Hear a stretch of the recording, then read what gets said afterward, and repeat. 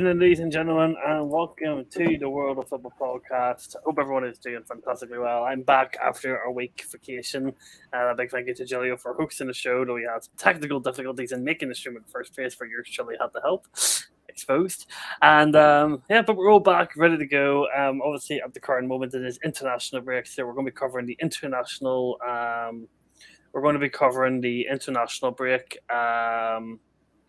And then looking at the Premier League fixtures, and then basically going for there now.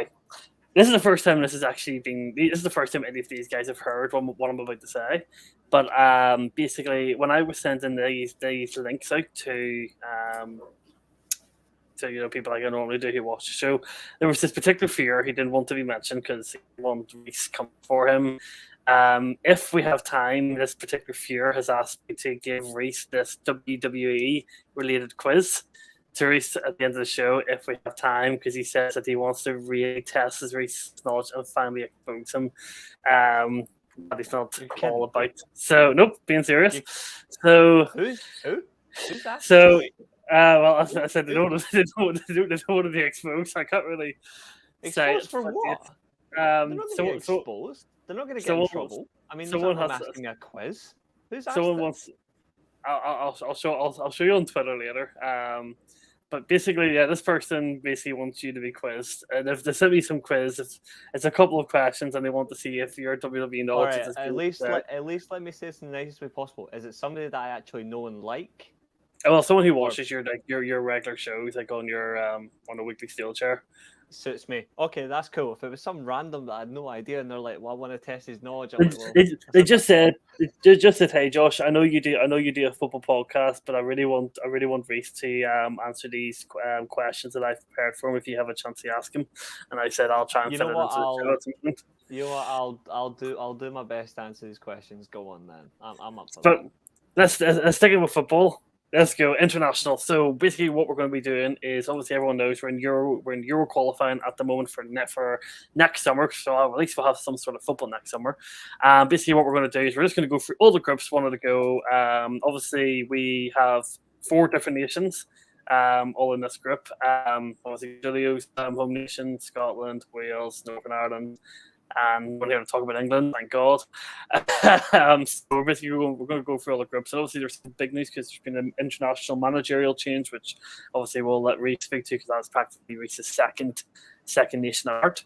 So let's get crack-a-lacking straight in, because we've got a lot to talk through. All three of my nations, if you think about it, have had some bizarre change in positive or negative. So technically, I'm a win and a loss tonight. So we'll start off with group number A, which is Scotland, Spain, Norway, Georgia, and Cyprus. Obviously, Reece, a big win for Scotland the other night. Obviously, it looks like 5 wins, 0 losses, top of the group. Obviously, Spain do still have 2 games. 1 goal conceded, and that was a penalty. Spain do still have 2 games in hand over you, but you're well ahead of Norway, Georgia, and Cyprus. How does it feel to be a Scotland fan right now? And obviously, what would you have to say about the job that Steve Clarke has done since he took over the role from Kilmarnock a few years ago? Well, initially, I wasn't. If you can remember when we done the podcast, when Steve Clarke actually got appointed, I was a bit sceptical about him getting the job, because his style of play at Kilmarnock was very defensive, and I questioned whether it was going to work or not, but it has. And it's not just that as well. It's like people used to mug off Scotland all the time whenever they won, because they didn't win games convincingly, and it was never good performances. But we've got the best record in the entire Euros campaign. We've got out every major group, we've got the top goal scorer, and we've got the top assist creator as well. So I'm like, we've also got the best defensive record. And when you look at teams in the tournament, like in the qualifying tournament, the likes of England, Italy, France, even Holland as well, and we've got a better defensive record than all 4 of them. And when you think about it, that itself is impressive. I don't think you can't take that away from anybody in any shape or form. And yeah, I'm not going to say we're the best country in the world. I'm not going to say that, because that screams mental. But in terms of on form in the qualifiers, even though it's a qualifying tournament, we are the best team. Statistically, we are the best team. And that is very unheard of for Scotland. It's a fantastic achievement. The team's playing fantastically well, expressive attacking football. And additionally, as well, we're actually Nathan's team just conceded at the very start. No, he just missed a sitter. Oh, even funnier. We've come Brennan to the Johnson sense on the that, run of his life. Skies it. I agree. The significance of this as well is how we can actually handle ourselves against any opposition. The Doug's in the chat, and he's right. We are 1 point away from being in pot one. We get into pot one, we avoid the likes of France in the groups. We avoid England. We avoid Spain. We avoid Italy, the European champions. We avoid the host Germany.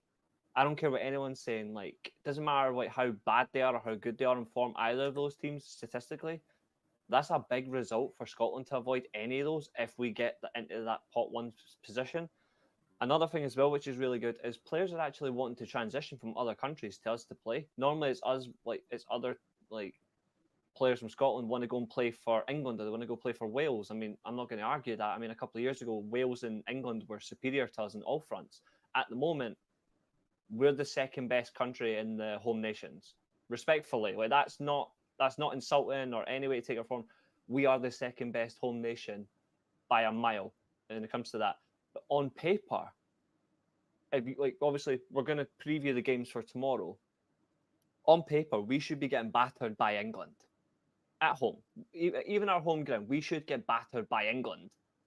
But for the first time in my lifetime, I can comfortably say, even more so than the Euros a couple of years ago when we drew, this actually looks more even on paper when you think about our form, how we've played, how England are at the moment. England for the first time are not going to have I think in a long time, we're not going to have a perfect record as well in a Euros or World Cup qualifying campaign. It was the first time in 2 years as well. England went behind in any qualifying tournament match in 2 years.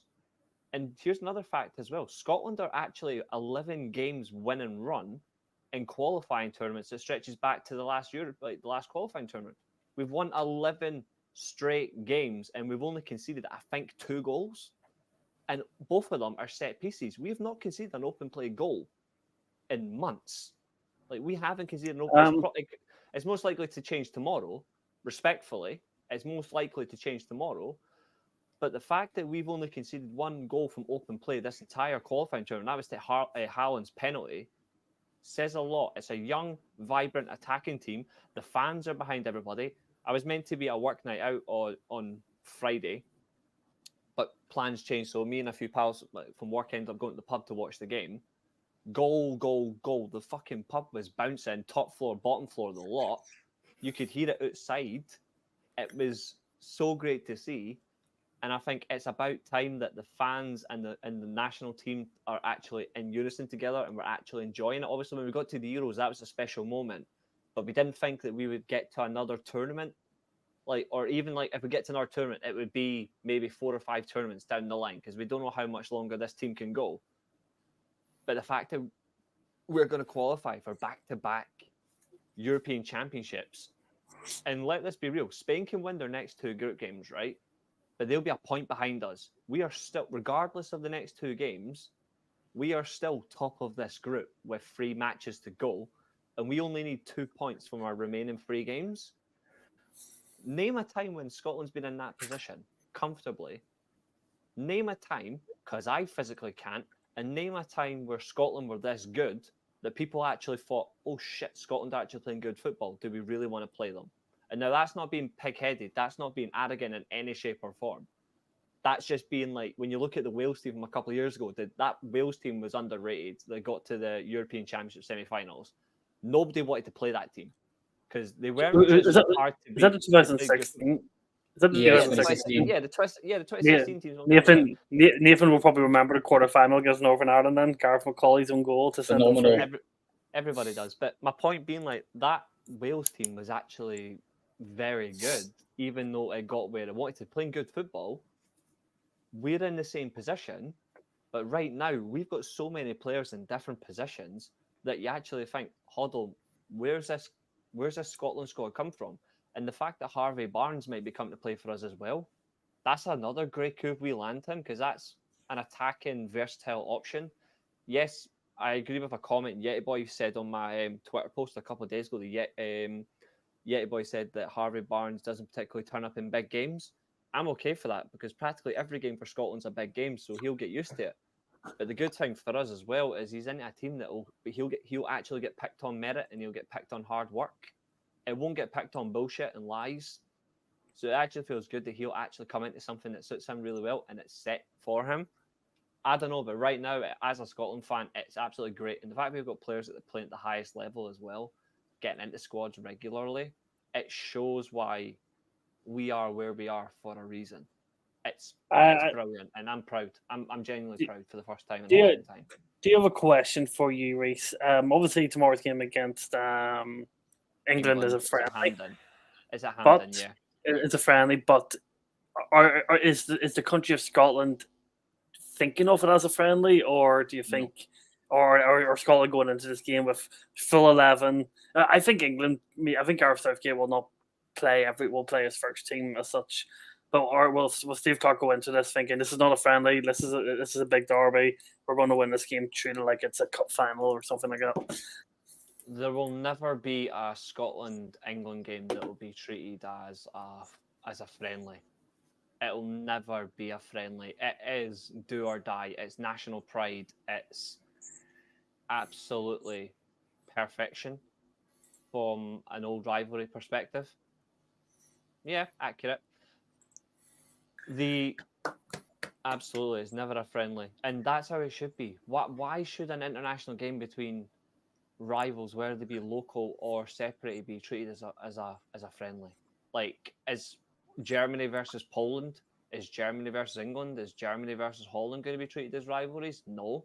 Is Uruguay versus Brazil or Argentina going to be treated as a friendly? No. It's never going to be like that. Is North Korea versus South Korea going to be treated as a friendly? No. So, as far as I'm concerned, when it comes to Scotland and England, it's never a friendly. Well, obviously, there's going to be, I think when you look at it now between the squads, there's going to be a little bit less of that. We've said it a few times with that English arrogance when it comes to who they play. I think there'll be a little bit more caution when they play against us, but they'll still have the quality where they'll be, whether it be at Wembley or at Hampden, they'll still be the favourite. But there will be less of the arrogance in the fact that we've got to really take them serious. Because if we don't, we'll get beat. And to be fair, they were very lucky to get a draw against Ukraine, in my opinion. They were very lucky. It was a great goal by Kyle Walker, but it was very lucky. So in all honesty, to that, when it comes to tomorrow, that's incredible. It's going to be very vibrant. There's no way it's a friendly. Not a chance. Moving on to group number B: France, Netherlands, Greece, Ireland, and Gibraltar. I'll give credit where credit's due to the Republic of Ireland. They came close to beating the Dutch. I think the Dutch haven't looked great, so France are going to qualify. That's a given. But between the Dutch and Greece, do we think Greece will cause a slight upset and get ahead of the Dutch, or do you think Robert Koeman will see it through? Just a quick point for me is we all thought that Republic of Ireland, because of how well they've been playing, we thought Republic of Ireland would have actually made more effort in this group, but it's went horribly wrong for Republic of Ireland, and now it looks like Greece are going to take the advantage. I think to add on with Republic of Ireland as well, the thing you've got to remember is, I wouldn't say they're in sort of this transitional period. However, there is a lot of insane quality youngsters that are coming through as well. And for me, the transition sort of started halfway through this qualifying campaign, in particular from my eyes as well. In particular, I think Evan Ferguson's going to come great. They're bringing through Michael Obafemi and matching up with obviously Callum Robinson, who is injured at the moment as well. And then the likes of Matt Doherty, who's getting a bit older as well. The midfield being phased out with the younger players coming through. I do think that with this happening halfway through has hindered it, in particular with how strong the Irish group is as well. But leading on to 2026 United States, for me, when it's all gelling and when these youngsters are a little bit more mature and a lot more experienced, they're going to be as certain for qualifying for me. Like, there is so much quality that is coming through. However, at the moment, they can sort of be disappointed by it. However, I think it's got to be France and the Netherlands. I'm not just back in Netherlands because I was there last week, but I think that quality-wise, and the fact that Coleman is a specialist as well in grinding out, in grinding the Netherlands in particular through to these tournaments, I think it is sort of a cert for him. And with just comparing the quality at the end of the day, that's the way you got to look from it. Julio, what do you think? Greece or the Dutch to get free second? As it stands, the Netherlands have a game in hand, I believe, on the Greeks. Now, I'd love nothing. Part of me would like to see Greece go through, just a bit of an upset there. But I think whilst the Netherlands haven't been great, I think we will see a classic case of the second best team on paper in the group, the second best nation, go through because the others just weren't as good as them. Since Koeman's come back in, they haven't been as good as they were under Koeman the last time. I thought you were going to say they were not. I thought you were going to say they weren't as good under Koeman as they were under Frank de Boer. I was going to throw up. No. I think they are trying though to get as good under Koeman though. When you look at how the personnel, of course, he's at least trying. I'll give him that. They're just, I don't think they're responding to him. It's a shame. He's such a good manager. I've defended Koeman so many times on this podcast, and it's a shame that so much shit they don't turn up for him. And I'm like, this guy's won everything as a Dutchman apart from the World Cup. I'm like, give this guy the respect he deserves for what he can do. His style of play suits what Holland are supposed to be. But what's different though? Because he was there. He left. What was it? 3 years ago. He left. He was there, and they were brilliant then. Yeah, he left to take over the Barcelona job because they were in crisis. Well, but I mean, what's different in the setup? How many players have gone from the setup in the time? I think maybe 4 or 5 have gone, more experienced players. But he's trying to. The fact that he's at least trying to field them in with younger, dynamic players is Holland through and through, young and dynamic. But yeah, I mean, when I think about it as well, is like, who do they realistically have that you can go? That's a world beater. That as well. But also that's the typical Dutch player. I mean, I'm going to look up I'm just looking up the team that they played the other night, the actual lineup. So there it is versus the Netherlands. So Netherlands versus Republic of Ireland. Again, I don't understand one thing. Why are they playing a 3-4-3? Like, what are they? Because it worked for him last time. I know, but they shouldn't be. They should be playing a back four. But I think they're used to it because I think under Louis van Gaal, I think they played that a lot as well. So I think it's a case of they did. But the thing that I will say with Van Gaal is I did find that the Netherlands were so negative as well with the 3 at the back.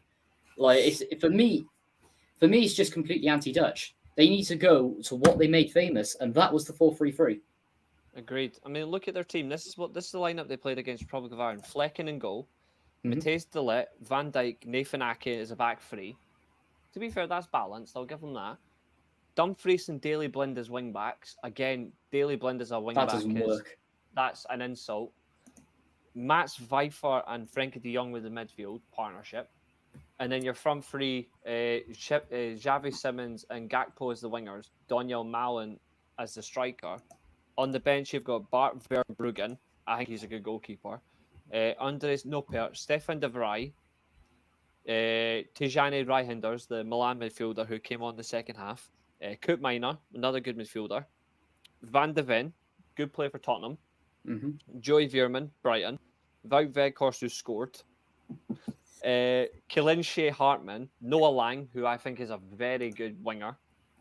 Steven Berghuis, who came on right at the very end, who is meh. And then Martin de Roon, who is experienced. He's a decent midfielder. I would immediately play 4-3-3, and I'm dropping one of them. I'll be honest, see, looking at that team, you could still technically play that team, but there still should be more. There's still a feeling there should be more. Yeah, you could put Reijnders or you could put realistically Reijnders, De Roon, or Koopmeiners or Blind as your defensive midfielder. Out of those four, Viper and Frenkie de Jong as your midfield, and your back four could be Dumfries, Nathan Ake, Van Dijk, and Matthias de Ligt. Or even put De Ven in there. Like Nathan Ake can rotate if necessary, although I think he should be starting. I don't think Van Dijk actually suits the Dutch style of play. It never seems to work for him. But I'm looking at that, and that's not a knock on Van Dijk, by the way. That's not a knock on him in any shape or form. When he's played for Holland, I don't ever generally think he's been good. I don't ever think he's actually delivered an amazing performance. It's always when he's played at club level. But when I'm looking at that team, you can short out one or two players, put them into a 4-3-3, and you've got something really good there. I don't know what it is about them. They've just completely moved away from that identity.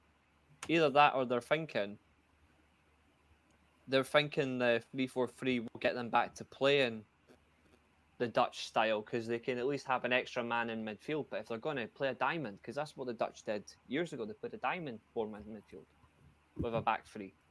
I don't know. It's really bizarre. You know what I mean? It doesn't feel Dutch. Well, we'll move on to group number C. Group number C is England, the Ukraine, Italy. I think the third country that Reece was talking about, North Macedonia, and Malta. So obviously England qualified, basically, unfortunately, but they always do. So that kind of leaves us with Italy, who have played 4 games and 7 points.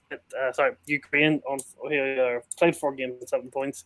Italy, who are now under Spalletti. Yep, that's the right one. He obviously left Napoli and joined Italy there a couple of weeks ago, just before he went to Strasbourg after a big shocking resignation of Mancini. And then North Macedonia, which give credit to North Macedonia, they've not been a bad country in the last few years. They caused an upset, at the last they're incredibly underrated. At the World Cup, considering what they are as a country, they're not actually a bad footballing side. So England qualified. North Macedonia probably just, unfortunately, maybe just too much for them.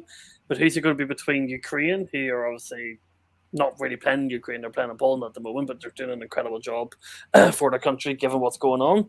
Or will Spalletti, get Italy into the Euros? Obviously, there was a lot of hate because obviously, I'm sorry to bring this up, Reece, but obviously Italy did not qualify last time for the Euros, which was one of the biggest uproars, one of the biggest disappointments in the country's history. Like, during the time that happened was ridiculous, and it'll happen again. I think there'll be fights. There'll be fights in Italy. So we'll start off with Nathan. We'll go to Reece last on this one. Reece, will Ukraine or Italy make it to the Euros? For me, I'm just gonna put it out there with Spalletti coming in charge. They can't make it 3 in a row. There's just no way that they're doing it with that squad depth. I mean, Italy could do in Italy and find a way of doing it. But yeah, based on what I've seen from both teams, in particular, seeing both of them live as well. Have I seen Italy live? I think I might have actually, yes. Have I seen Italy live? Right, we'll save that for another day. But from what I've seen from both of them, let's put it that way. Italy have got to do it. And I'm not putting anything on Ukraine or anything. I just think do or die for Italy. Spalletti coming in, fresh ideas, great job from Napoli. He's going to easily get them there. And another thing I would like to add, and this is just following from Reece's comment on English arrogance from earlier. I want to know, where are the England fans who have just vanished out of thin air, who were basically saying last year, Wales should give up their playoff spot to Ukraine and let them automatically qualify for the World Cup? Well, why don't you do the same, England?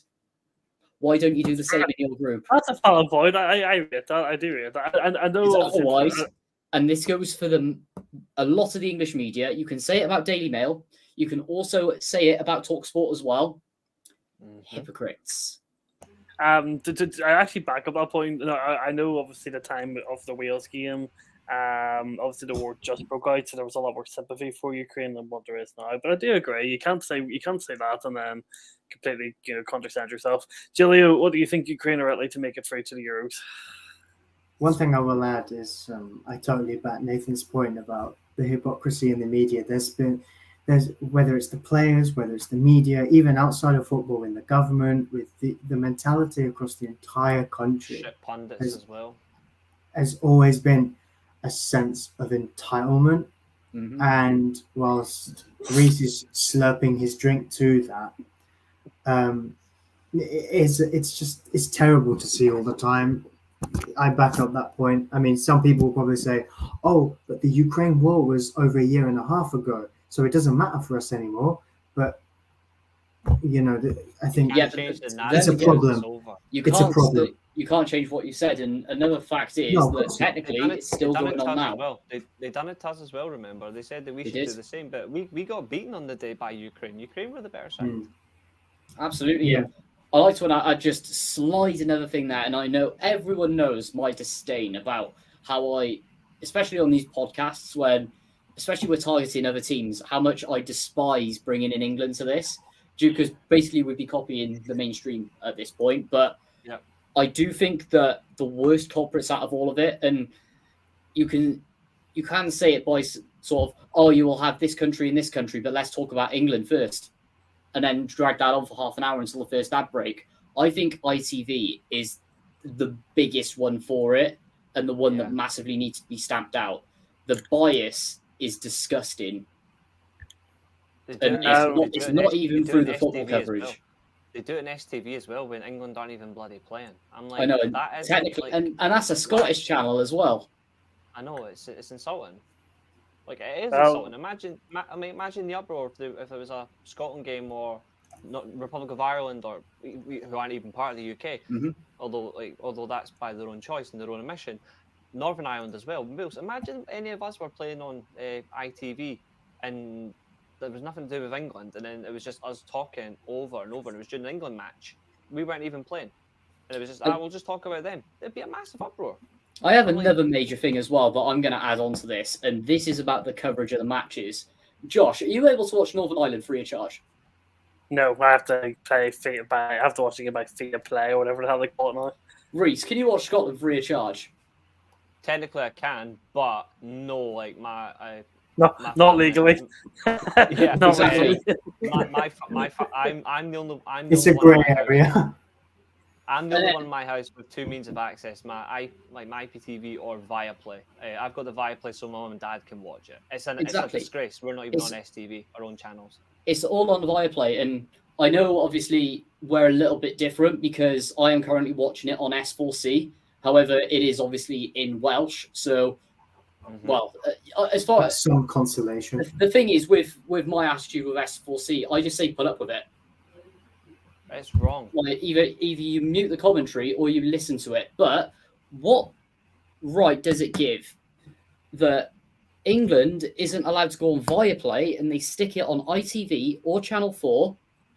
Yet, even though they say, oh, it's the national team, it has to be on TV. Well, in that fact, you have to principalise that Wales, Scotland, and Northern Ireland should also be on free-to-air TV. So, if Channel 4 currently have the rights for England, they should also have the rights for Scotland, Wales, and Northern Ireland. And To make another watching thing, football more interesting. why is this on Viaplay as well? It's a qualifying knockout tournament. It's exactly the same a few years ago when they stuck it behind a paywall on Sky. They were trying to rip it away from S4C, the Welsh channel, obviously rightfully so as well. The Welsh government stepped in and said no, they did exactly the same to the rugby. But what right does it give for none of the England matches to be on Sky and yet all the home nations are? It's an absolute disgrace. And I had to have that highlighted right there. I think that's No, actually I very don't know well whether you said. guys agree with me or I'm being a bit bang, bang, No, bang. No, I but agree. Yeah. That's my opinion. I think we're all in agreement with that, to be honest. I have the same issue when it comes to Scottish games on Sky Sports when they don't actually uphold their agreement to have 6 to 8 matches on Sky Sports, but they only show 45. Exactly. That's an outrage. And another aspect is, what if it's an away game? And another thing you've got to look at is in lockdown. If it gets put up behind that how are you supposed to watch it when they won't even broadcast it within the rights? It's insulting as well that you've It is. the worst thing about Viaplay, right, is Viaplay's you can use Viaplay, but if you want to cancel after a month, you can't. You've got to pay the full subscription for a year. And Like, another I'm thing sorry, as but well, you should be allowed to cancel it if you want to within a couple of months. If you only want to use it for a set period of time, you've paid for the subscription, you should be allowed to cancel it any time. They don't let you. You have to pay the full year.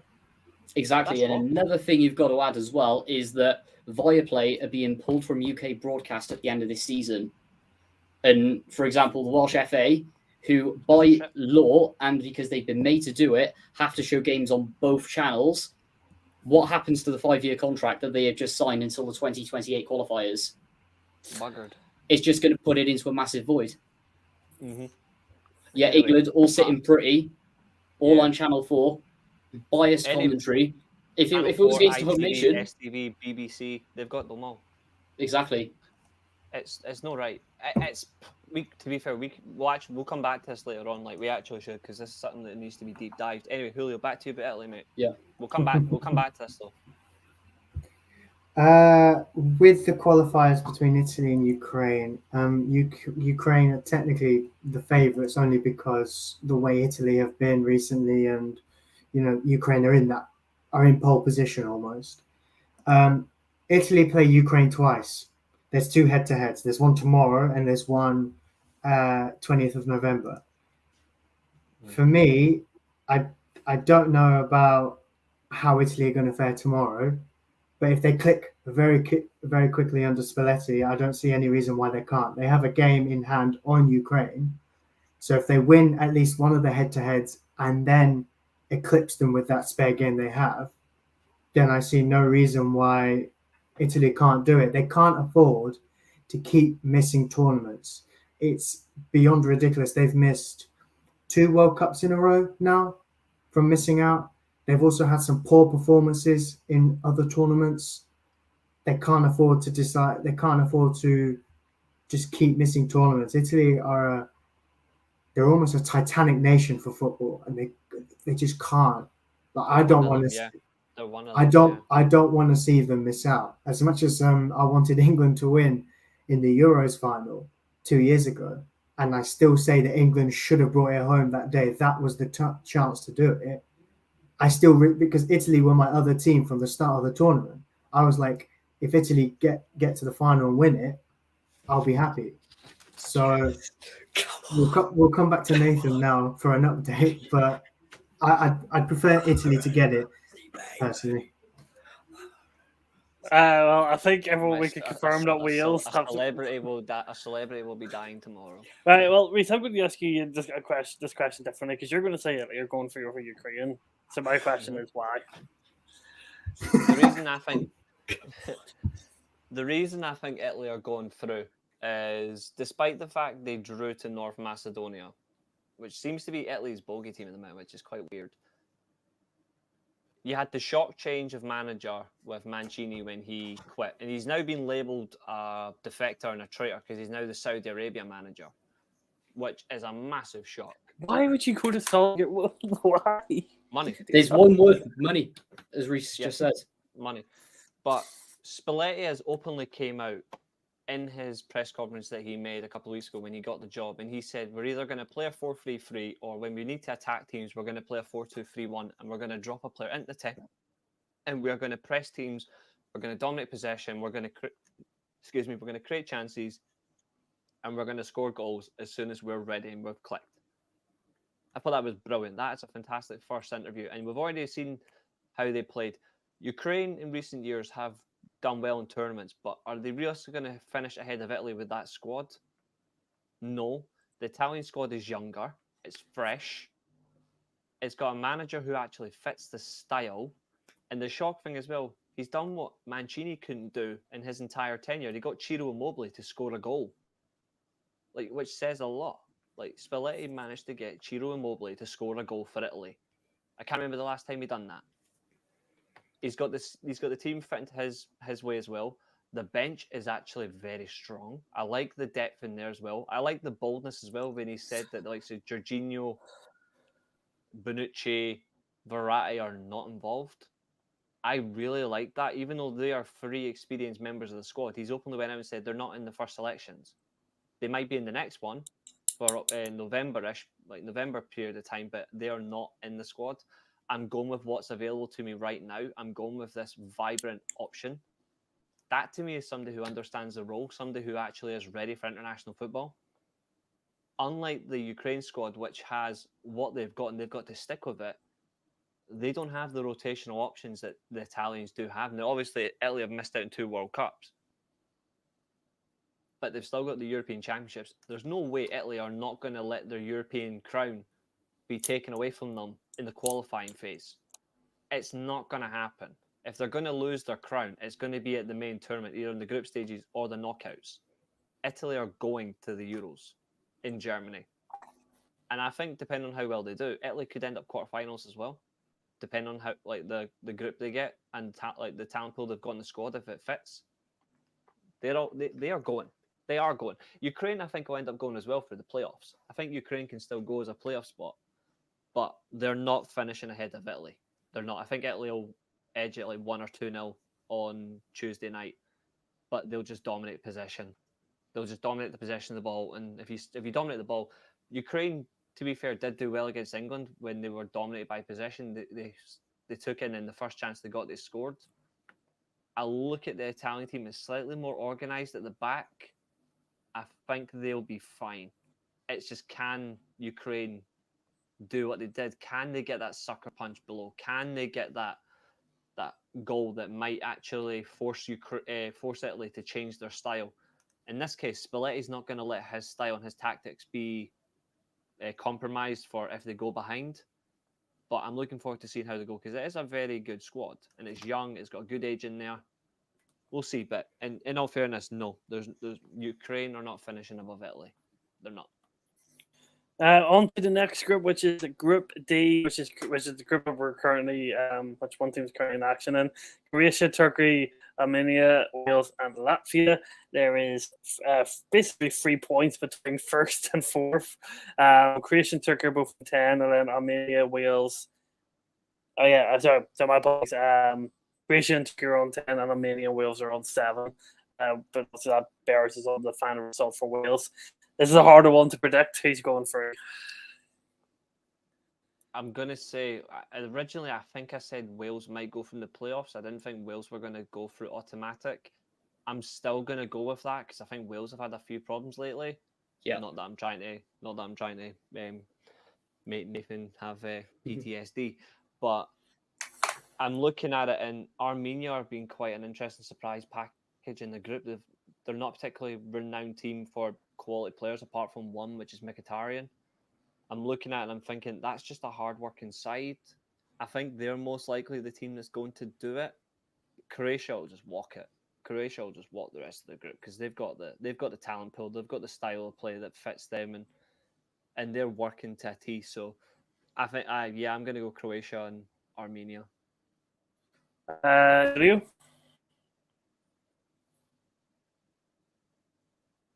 Mute.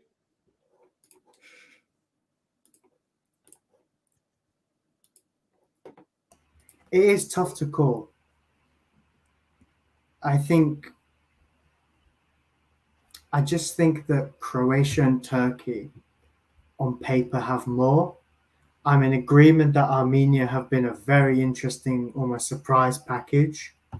Wales under Rob Page, how he got himself into that job was he did okay at Port Vale, joined Northampton Town. Armenia did lose tonight, to be fair, against Croatia. It was only 1-0 though. Yeah. I think Rob Page somehow was at Northampton Town, got sacked by January after a horrible defeat and called it men against girls. Somehow found himself in the Wales setup. And then because Ryan Giggs ended up in court, essentially, he found himself in the running for the Wales job, and he got the job. And me and Nathan were talking, obviously, off air that there are so many things he's doing wrong with his team. He's taking the underdog approach way too seriously, almost. And I know if it was a Premier League relegation team, we'd say set up defensively, don't be naive, don't be open expansive, you're going to get caught out, etc. Maybe have a go, but shore up defensively. But it's almost too defensive. I think the formation of a 3-4-3 or a 3-5-2 is the way forward for Wales. It's just my issue with Wales is they're not playing enough strikers half the time. There's not a focal point. There's not someone who's going to get you goals. So I think that even if Wales go on a massive run now, somehow and keep pulling out results, I still think it's too little too late. Yeah. And I personally think that as it is now with Croatia and Turkey, I think that will be as it is. Most Okay, likely. Just Moving on. yeah, this is mad.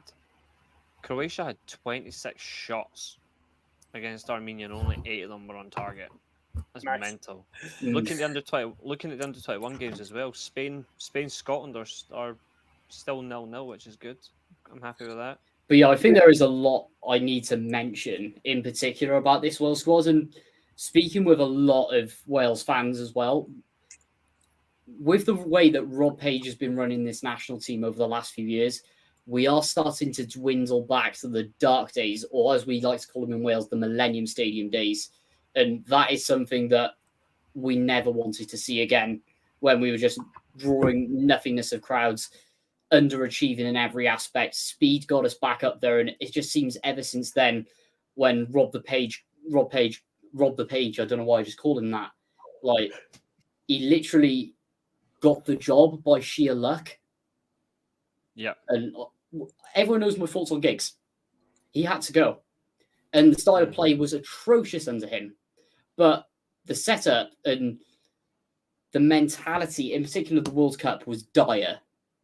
We literally went into the games and they were just happy to be there as far as he was concerned. Players not performing, tactics all over the place. And even since then, the way he is set up tonight is what I like to call footballing lunacy. This is something that we haven't seen since the days of Mick McCarthy. So let me just put this into perspective. He has selected 4 keepers into this Wales squad. And for that exact reason alone, he has shortened the bench by 2, because he has also picked 2 suspended players in Kiefer Moore and Joe Morrell, which cannot play.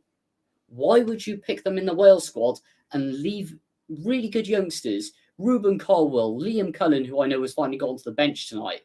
Ruben Colwell, Liam Cullen, Ollie Cooper is another one. Isaac Davis. Why are all these great players at home when you decide to pick 2 players for a friendly that can't even play in the biggest game? Like, what was the point in that? Surely that they should be rested or something. Like, it's just ridiculous. And then even with the formation that he's brought in, so Ward in net, then he's playing a back 3 from there of Metham, Rodon and Ben Davis. Just in front of that, the wing backs in Connor Roberts and Nico Williams. Okay, fair enough. That's all right. Then an even more defensively minded midfield, really defensively, of Ampadu and Jordan James. Well, Jordan James has been absolutely phenomenal this game, and you can't write at home on that. The 2 games he's played, fantastic. He's going to be worth a lot of money soon from Birmingham City. And then moving forward up front, the front 3, or how... I don't even know what on earth he's supposed to be playing, but according to everything online, it's Harry Wilson behind Brennan Johnson and Aaron Ramsey up front. Why on earth is Aaron Ramsey up front, and why are we playing a number 10 in Brennan Johnson, who is a false 9, up front? We're not even playing a striker. We're playing 3 players all out of position. Wilson is more suited on the wing or playing backwards as Mazzala pushing it forward. It's complete tactical lunacy. And this is what has been hindering us forever. Like, the defensive shape is all over the place, overlapping it forward, hoofball, and just playing with such a deep line into the box. I think I counted about, 6, 7, 8 players in the box against Korea, going so negative, and just all of the other games as well throughout this qualifying has been a complete and utter joke, to be quite honest. And I've said it before tonight, if we lose this game, 100% Rob Page is getting sacked. Because the way he has run this national team into the floor, and not only that as well, going back to the prediction from earlier, and I will just add this bit in, we are not finishing in the top 2 in this group. Croatia and also Armenia, with the way they've been playing, even though they got a very sneaky, cheaty win against us as well, with the state of that referee. He was basically playing for them at that point, getting Kiefer Moore sent off for no reason. But we still do have that lifeline in the playoffs. And there is a lot of beatable teams in that. And with the squad depth compared to everyone else, we should be easily getting through there. And I'm sorry, but another thing that I'd like to point to the FAW, because it is swindling down, and the atmosphere, not the atmosphere, but the attendances on the last week for a friendly. Before we'd sell these out, we're getting 10,000 for a friendly. That's an absolute joke in Cardiff. at the end of the day. And even at the National Stadium as well, Cardiff City Stadium, where we found home, and it is the National Stadium as well. Why are we only getting 10,000? Why are you making us not attend these games? Because of what is going on the pitch. And another thing that I will just end on before my rant is over is why on earth did we employ Rob Page when the second man in the job was Ocean Roberts as manager, and who was available at the time doing his coaching badges for Wales, Mikel Arteta as his assistant. Even then, guess who else was available? Thierry Henry, of all people. He's currently winning 4-0 at the minute as France under-21 manager. There you go. There we go. This is the mentality of the FAW at the moment. I think if there's a time to get rid of Page, it has to be now. Absolutely. I think it's the perfect time because it's halfway through the qualifiers. I mean, the last international break, Nathan, I was chatting to you on Twitter about it. I was like, he has to go now. Who comes in? Because it's not lunacy. It's just pure idiocy. Yeah. I think if he goes today or tomorrow morning or whatever, who comes in realistically? And obviously, the thing is, because we have left it so long to get rid of him, all of the managers who we've had ample opportunity to get and would build up this national team properly, they've all gone on to clubs. I mean, Arteta's gone to Arsenal, for example, and look at the job he's doing there. Thierry Henry winning 4-0, as you said, at the moment. Steve Cooper, who was also available at the time after leaving Swansea by mutual consent. Look at where he is now. And he would have done an absolutely outstanding job with this national team, bedding the youngsters in through. He's obviously a Cardiff fan. He knows the youth system well. He's brought through so many of those players that are now playing first-team football at Swansea. Yeah, he's just overlooked, and we're using a glorified PE teacher as the manager who's failed at 2 League Two clubs. It's ridiculous. Nathan, next time do this with a murder board and red string, please, so I can just follow all of that. I absolutely will, but at the end of the day, if Page goes, to be realistic on who we're getting, it could potentially be Hughes coming back after he was the national team manager in the early 2000s with that incredible Giggs, Bellamy, Neville Southall. What did he do with them? Nothing. Couldn't even get him to a tournament. Another one you got to add in there, Pulis. I know he's always wanted to manage the national team. Could you imagine his dinosaur monstrosity tactics? He's basically a carbon copy of Rob Page, just pushing everything into the back line, sticking Kiefer Moore up front with the likes of Ampadu there, who's another Ben Davis, probably stick him in midfield as well. This national team, Rob Edwards, another one who is available. In fact, he was in the Wales youth system at the time. Yet he then departs, goes to Luton Town, and gets them to the Premier League. Absolutely insane. We're going to have to move on because we've still got a lot to get through. Because it took us 49 minutes to get through the first 4 groups, and there's still 3 more to go across the Premier League. Right, moving on to group number 8, Albania. Julio. I'm going to ask the Czech Republic.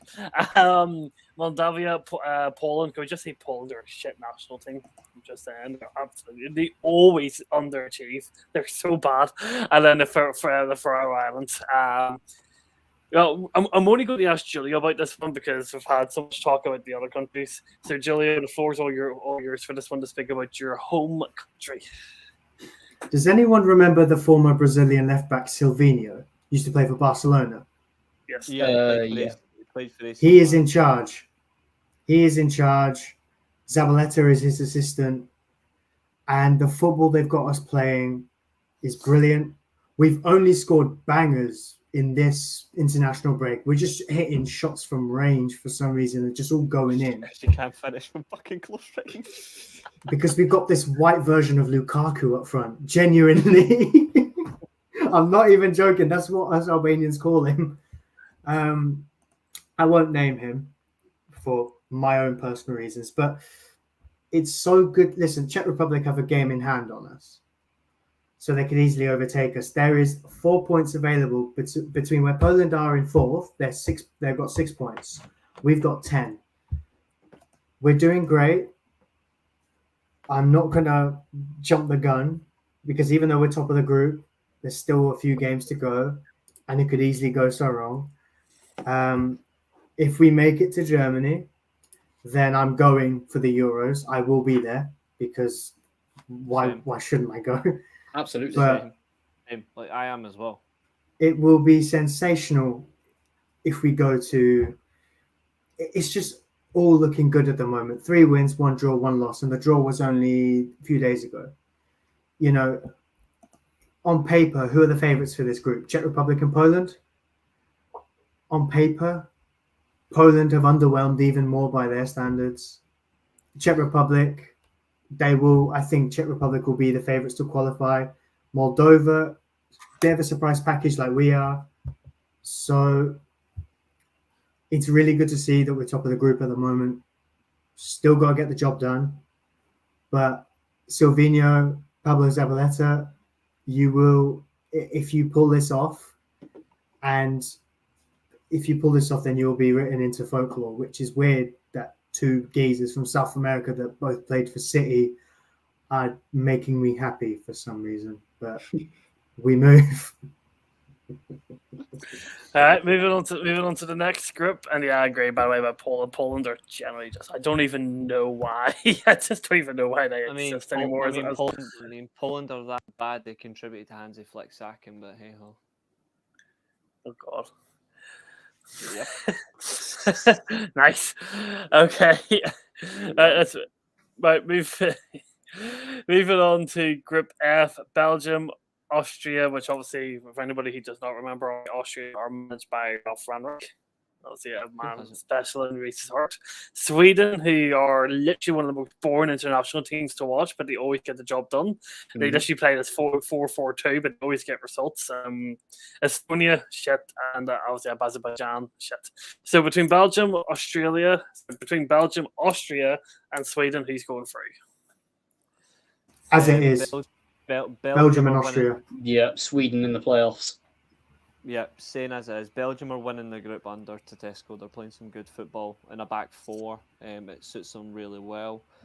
Austria, again, they just suit the pressing style. It's benefited the players, like the hungry team playing good football. Rangnick has not lost in this last 9. Exactly, my accent. He hasn't lost in this last 9 international games. That's what happens when you fully back a man and you believe in his principles.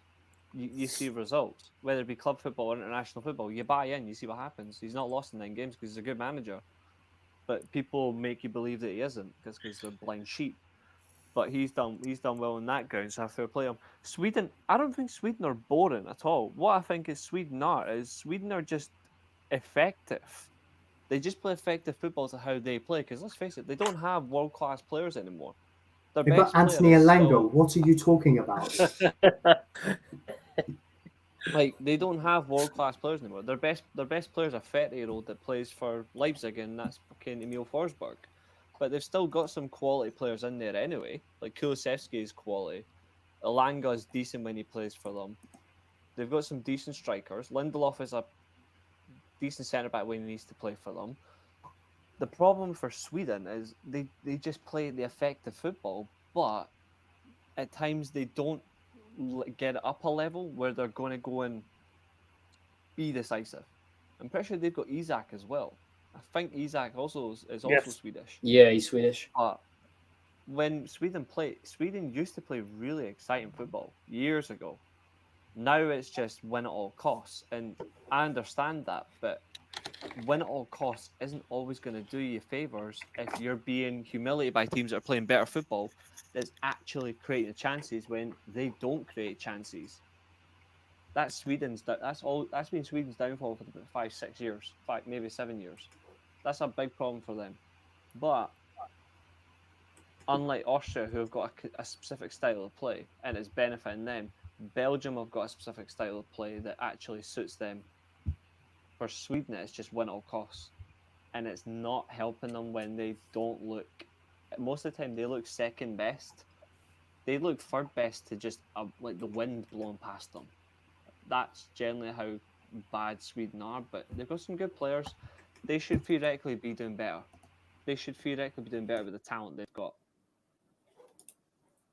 Moving on to the next group, which is Group G: Hungary, Serbia, Montenegro, Bulgaria, and Lithuania. The For me- best team in Nations League history, Hungary, is winning this group. I agree. Plus, they're steamrolling it. Serbia might give them a run for their money. Saying that, Squad. Hungary have also got a game in hand, which is what you got to remember.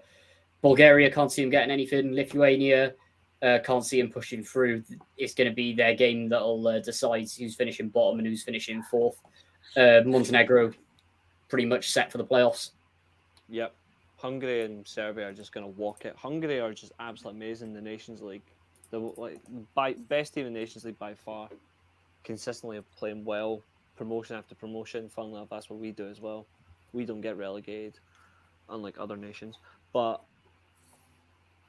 Serbia have got a good talent pool, but Serbia just don't deliver it. Like we said that about the World Cup, like the squad they had, they should have done so much better.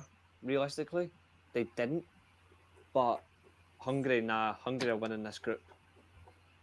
Hungary coming back to Germany is going to be very interesting. Group H, we're just going to skip. Screw that. No. We've got to discuss group. Are San Marino going to get some points out of Northern Ireland? Group H. Group H is Slovenia on 13 points, Denmark on 13 points, Finland on 12 points, Kazakhstan on 12 points, Northern Ireland 3 points. Somewhere.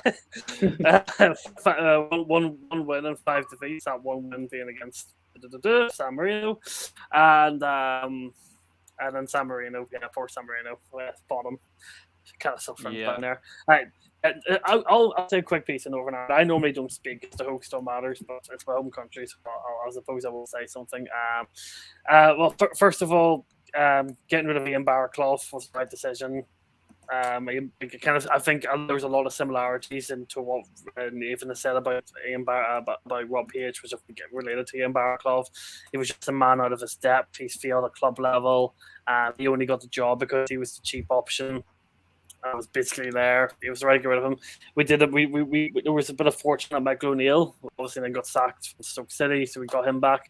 This is a massive transfer period for Northern Ireland. Like the whole squad that went to the Euro back in 2016 under Michael O'Neill, like half that squad is not there anymore.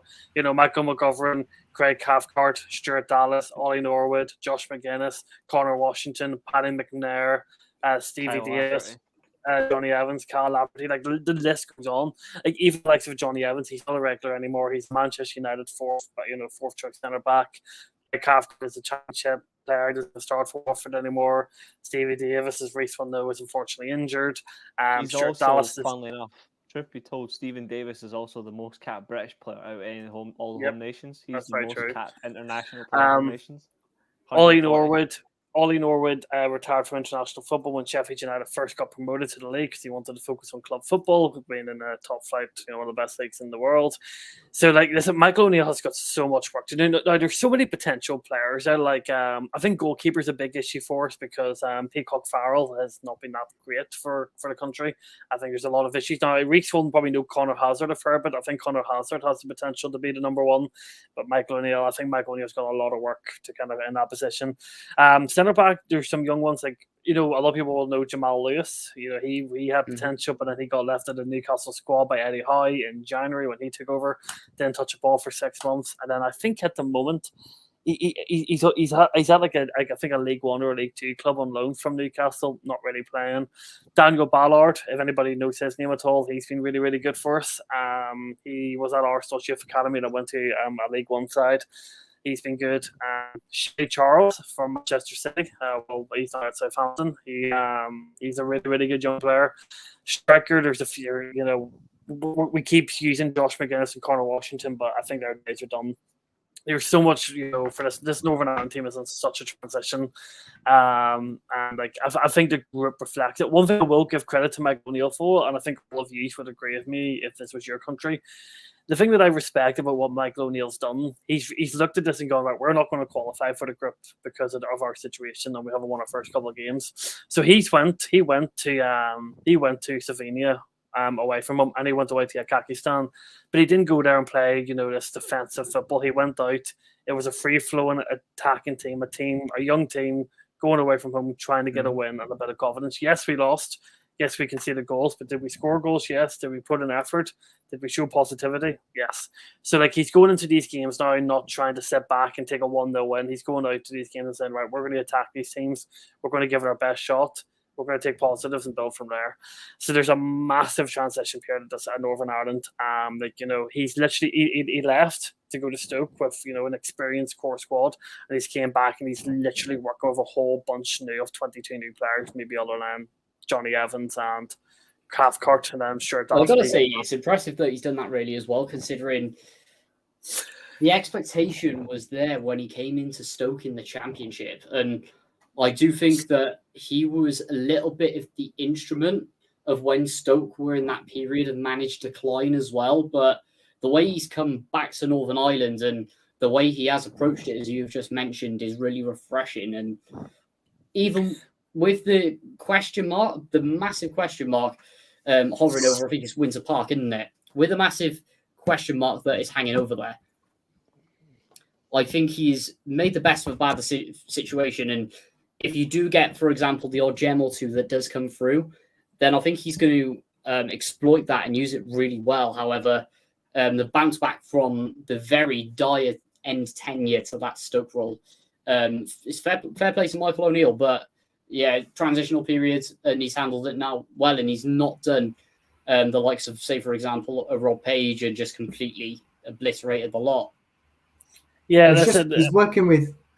Sorry, I just want to say he's working with pure scraps at this point. Yeah, absolutely.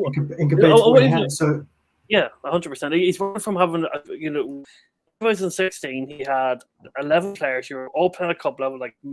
Kyle Lafferty was the starting striker at Hearts and Rangers. Now McGovern was the starting goalkeeper for Norwich. Johnny Evans was playing at Manchester United and went to Leicester.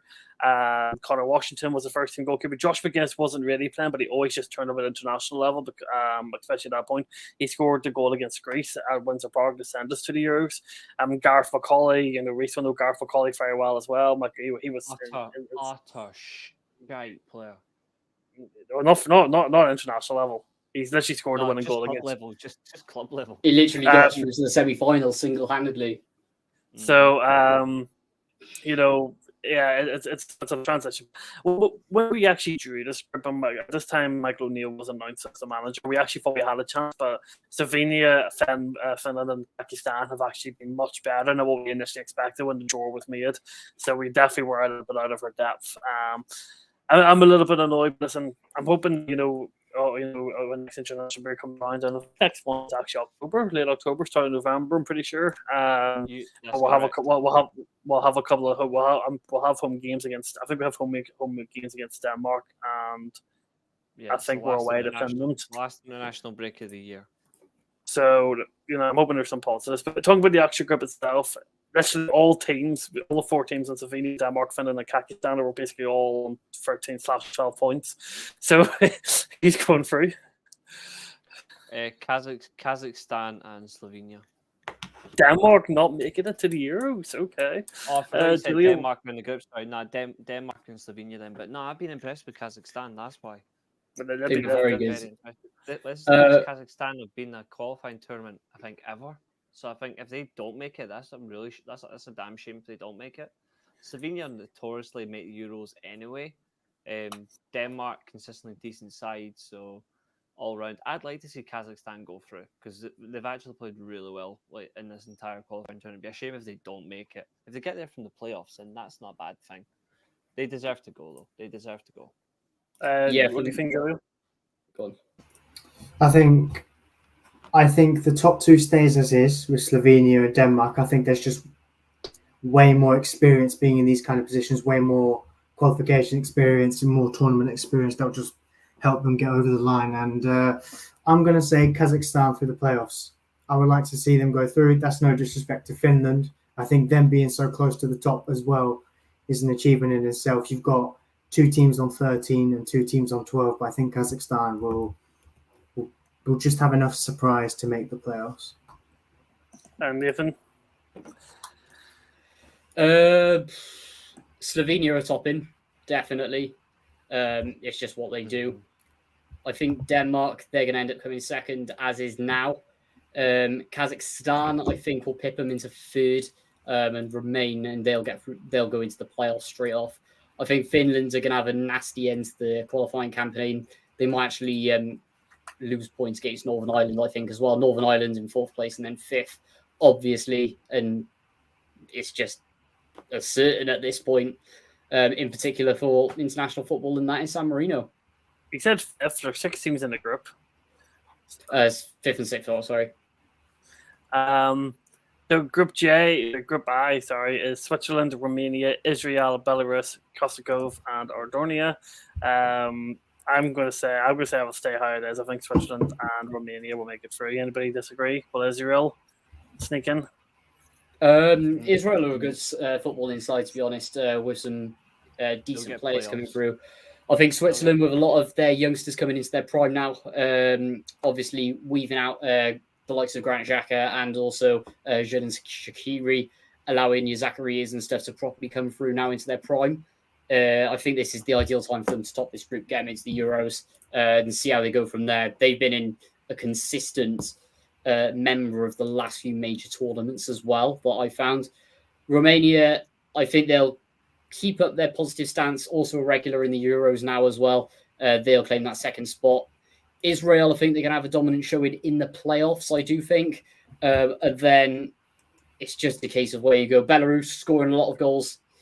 Or sorry, I meant to say conceding a lot of goals. That is completely normal there. High scoring games. They do, however, scored the odd one though. Obviously experience with playing them against Wales as well. And then Andorra have done well to sneak the odd point. Kosovo are draw merchants, so I'm going to go Kosovo in fifth and then Andorra in sixth. And then Group J, Portugal, Slovakia, Luxembourg, Bosnia, Iceland, and Liechtenstein. I just want to say a really random comment, all right? So last week, I know, well, Reece kind of referred to the under-21 countries are doing their Euro qualifying for the 2025 campaign at the moment, and the groups just started this week. Northern Ireland hosted Luxembourg under 21s in the first of the group at Glen Evans Club, around close to where I'm from, and the under-21s for Northern Ireland only just recently got took over by Tommy Wright, again another person who Reece will know, and Luxembourg bet Northern Ireland 1-0, which was a big result for Luxembourg. I think they celebrate like mad. One thing I actually give Luxembourg credit for is Luxembourg a few years ago were down in the dumps. They were down your San Marinos, your Faroe Islands as a club. But see, over the last few years, under consistent management from their senior manager, from their football association and their youth level, Luxembourg as an international footballing side are actually growing. You know, they have a really, really good manager, you know, who's managed to get a bunch of players who are not great individually, but as a collective, they're a really difficult team to beat. They've caused some big upsets in the past few years. They have, they've risen from a really bad team to a team that is up there who can compete and cause difficulties to the bigger sides. Maybe they're not quite good enough to get into international tournaments and stuff against the bigger, more better countries, but they're not a country you just look and go, yeah, they're rubbish anymore. They're actually a team you look and go, yeah, we have to be on our ball to beat these guys, because if we're not, they can hurt us. And I definitely see the amount of passion they had, even at the under-21 level. They came away to Northern Ireland as the massive underdogs. They won 1-0. See the full-time whistle. They were cheering. They were celebrating. It's like they won the whole competition, but they have such belief in chemistry. And it's the same at youth level, because, they've won their last 3 games in the group. They're on the same points as Slovakia, who are very much a very good, team at international level. They're consistent. So, yeah, I give Luxembourg a lot of credit for where they've came through as a country from now compared to where they were a few years ago. But I do think Portugal and Slovakia will, make it through this group as it is. Reece, what do you think? I completely agree with that. Nothing else to add, really. I completely agree. Yeah, go on. What I will say is they're not level on. Slovakia and Luxembourg aren't level on points. As it stands, Luxembourg are losing 4-0. Slovakia are winning 3-0. So there's now a 3-point gap there as it stands. But, Yeah, I completely agree with you. I think I think it's a very nice tale when you get these almost uncommon countries in terms of footballing aspects, when individually maybe they're not the best players, but when they work as a team and as a collective, it's always nice to see like stories like this where they come together and they shock everyone. So if Luxembourg make it to the playoffs, at least I think it will be a sensational achievement for them, and you hope it goes on, and maybe they may even cause an upset in the playoffs. Who knows? Updates on the under-21 qualifiers. England beat Luxembourg 3-0. Slovenia lost 4-0 to France. Belgium beat Kazakhstan 1-0. And Spain and Scotland under-21s at half-time still drawn 0-0. Just to mention there about you said about Luxembourg and so Northern Ireland's under-21 group's really difficult. It's actually England, Northern Ireland, Luxembourg, Serbia, Azerbaijan, and Ukraine. So even at youth level, that's. But I really want to be at the game when England come over here. Even at youth level, I think that'll be a really, really good game to watch. So that is all. Another thing I'd just like to quickly put on as well is obviously the massive downfall of Iceland. Obviously, throughout the 2010s, had that really some extremely core players in there and who were playing at very good levels as well. The only the downfall's been like that. Gudmundsson, you could say, is fairly there, aside from it was their most quality player, and they got a good keeper coming through as well in runner Alex Runnison as well. However, he who we do not be named, he has completely disappeared into the water. Aaron Gunnarsson, who I think is the main glue of that Iceland team, who really got them to tournaments as well. He's obviously retired from international football. So Iceland, they're now back to your sort of bottom half qualifying table finishes. Which is a shame to see the dominance of them getting to tournaments, World Cups, Euros, knocking out England. Those days are over now.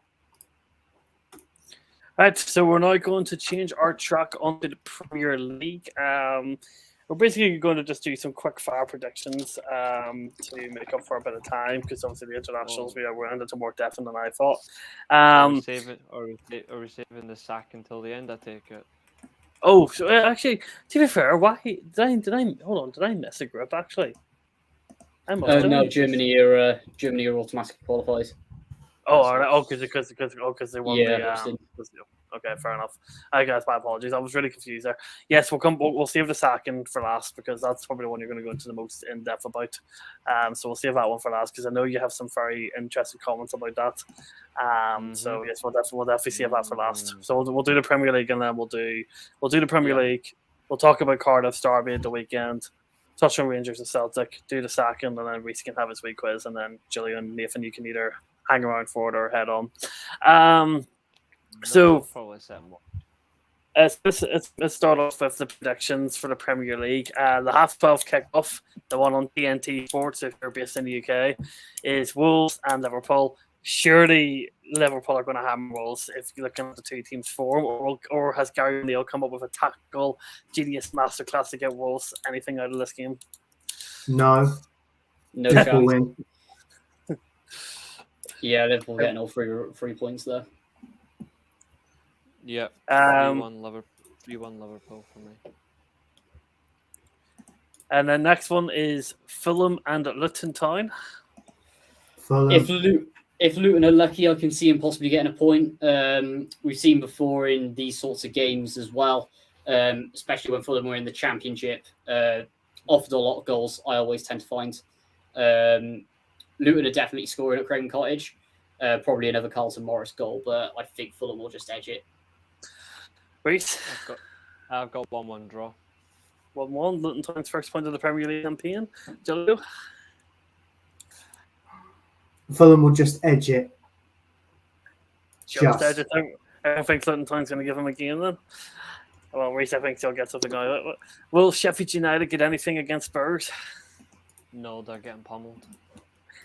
I think this is going to be upwards of 4-5-0 to Tottenham, especially with the break that Postecoglou has now had. He's seen what they've been doing for the first 4 games, and first 4 or 5 games, and we can see that the transition in that Spurs squad as well. got more time to gel, got more time for it to develop as well. Sheffield United is looking much more solid than we anticipated they would. However, yeah, this is Postecoglou for the taking. It's going to be a very high scoreline to Tottenham. Plus, the Anybody Tottenham players disagree? and the Tottenham players No. have played really well during the internationals as well. Absolutely. So that'll give them more confidence. So So, yeah, I'm so- going so- flat out of the bat. I'm going Tottenham 6-0 win. someone said that this Spurs attack will be better without Harry Kane because they'll be more fluid. I think so. Yes, they have been. To be honest, I think the Harry Kane saga off the pitch, where we all knew how long ago that he put that transfer request in, and for me, Tottenham are holding him to ransom. The fact that they've actually used their brains and have actually cashed in for money for him at the right time has allowed them to push forward. And I will say it consistently, and I've said it consistently for years, that Harry Kane isn't easy to get out of there. And in particular, not stay in the Premier League, go abroad. What they've got with his own fault having his brother as his agent, because Yeah. because you have just because you've got a gentleman's agreement, you can leave doesn't mean that you've got the right to leave. Like, still need a Tottenham- release clause in there. Exactly. So Tottenham got exactly what they deserved. Like screw Harry Kane. Been better In with fairness to what Spurs have done, what they've done is they've cashed in on their guy who was their main man up front, but also would drop deep and do the creative side as well. They've And put they've Son waited central. for They signed a creative guy and they put Son central against Burnley, and that paid off massively. So you've got the guy who does the creativity, and you've got the guy up forward who's a bit more mobile and has elite finishing. So, and then you've invested the money in other areas of the pitch, like on the wings especially. Yeah. So theoretically, they're not the Harry Kane team anymore, but they're looking They're a just bit better better much potentially. more. Yeah, they're just a team that's showcasing their ability. They're playing really well. Yeah, they're out of one competition already, which is kind of unexpected, but also expected because it's Tottenham. But they could potentially do a distance in the FA Cup as well. Like they've got a good squad to actually do a cup run. Maybe win it, I doubt it, but they can go the distance with the level of squad they've got. It's also like more unified as well with the players. Like they generally are fighting for the cause, and their managers assimilated really well to the league. Like Postecoglou has assimilated really well to the league, and they're playing his way very quickly. It's almost like Unai Emery and De Zerbi level of immediate settle. Like immediately they've settled. That is very impressive. And with European football. Onto a London derby, West Ham hosting Manchester City. This is tough. And This one. I seen your confusion. West Ham fans said this is a London derby because there's more London fans here, City fans, than actual Manchester fans here, City fans. That's where that joke came from. I disagree with that. I think it's the other way around. I'd say that there are more City fans in Manchester than there are United fans in Manchester. I'd say there's more United fans in London. Just United fans everywhere. Biggest club United in the world. fans are all over. everywhere. Exactly. I mean, at the end of the day, going back City to this win. one, City I win. don't know. I think considering the way that both teams have started, it's out of Man City's fixtures. I think that this is the most likely that West Ham will pick up a point. Let me just double check. It is at home as well. Do West Ham ever pick up points against City? No, They're either not 5-0 really. or they're narrow defeats. There was the draw Mhm. last season, I believe, Yeah, or the year before, that's why I reckon they might pick up a point, but, and especially but with the way City they were started. behind in that game. City came back, didn't they, in that It game? did. So that's for me, that's more City sloppiness than West Ham being amazing. So I think if there's going to be a win, I think it will be narrow in some way. Even if it's a 2-0, West Ham will have chances. Just Mikel Antonio probably forgets how to score sometimes, or believes his own hype too much and gets in his own way. Reece, what do you think? 1-1 draw. So, Great. yeah. Sorry, Julio, you're by yourself on this one. These predictions are going to come back to haunt me. I know it. The host is neutral. I say nothing. On to a really difficult game, I think, to call Manchester United and Brighton. Now, I have to watch what I say here, but obviously Manchester United fans will obviously not be happy that there's another player who's been alleged of particular things, which means he's unavailable for a period of time. That's all. That's what we're going to say on it because it's an ongoing investigation. We're not talking anymore now.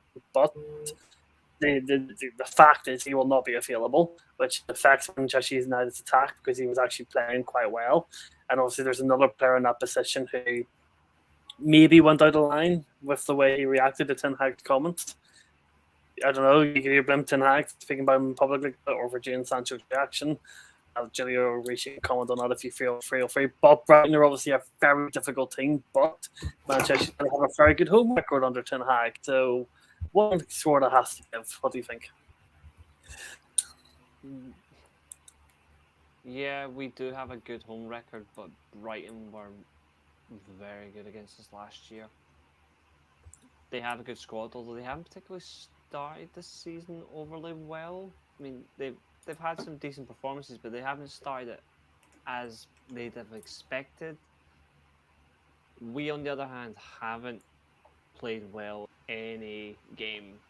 We haven't played a good game of football since Barcelona last year, so that's about 5-6 months ago. Can I just quickly jump in here and just say that Aaron Ramsey has gone off injured? Oh, so celebrities might get karma. That's not good for you. Terrible. Yeah. But yeah, when moving they on. play him out of position. Exactly. Yeah. Exactly. It's gonna happen. My concern with this United squad now is there's more. The off the field issues are seriously dictating that like the playing squad on the field, and it's not even just like the playing style which is missing.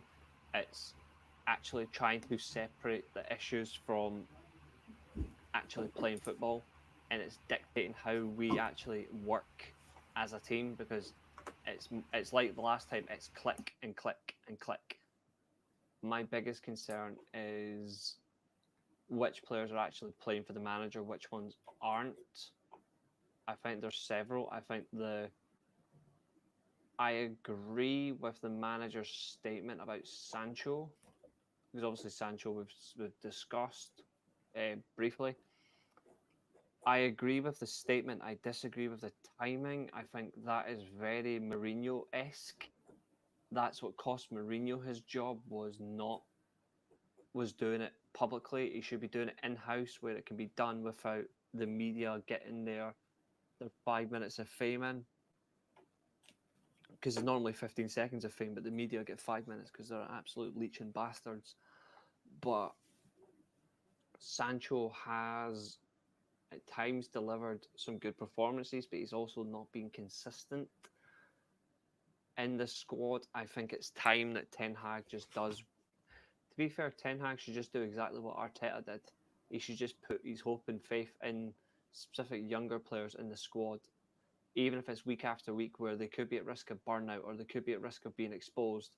You play them and you actually let them develop as a team. The likes of Palestre, Amad Diallo, who is coming back from injury, but he'll be available. There's opportunities there to play them. I think it gives you a chance to use Rashford effectively as a left winger. Garnacho can come off the bench again, so we can use him in a rotational aspect. It allows the midfield to be consistently picked, and it lets us use Amrabat for the Amrabat might be available, it might not be, but it lets us use Højlund for the first time as well up front.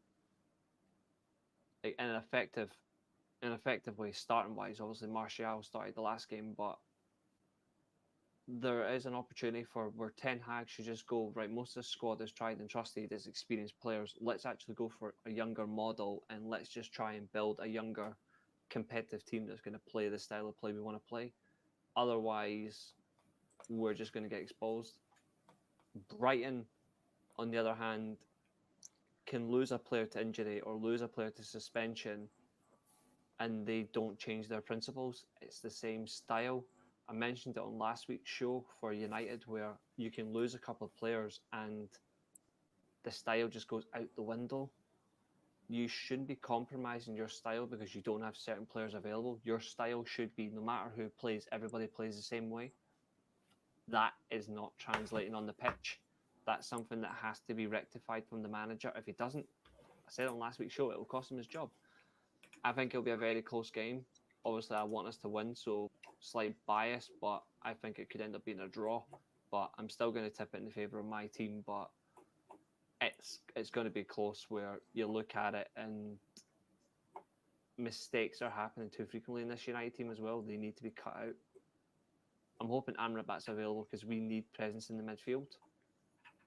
But all in all, I'm not confident against Brighton, but I'll just go for us to nick it in the end. But I'm not overly confident. There's more issues than positives at the moment.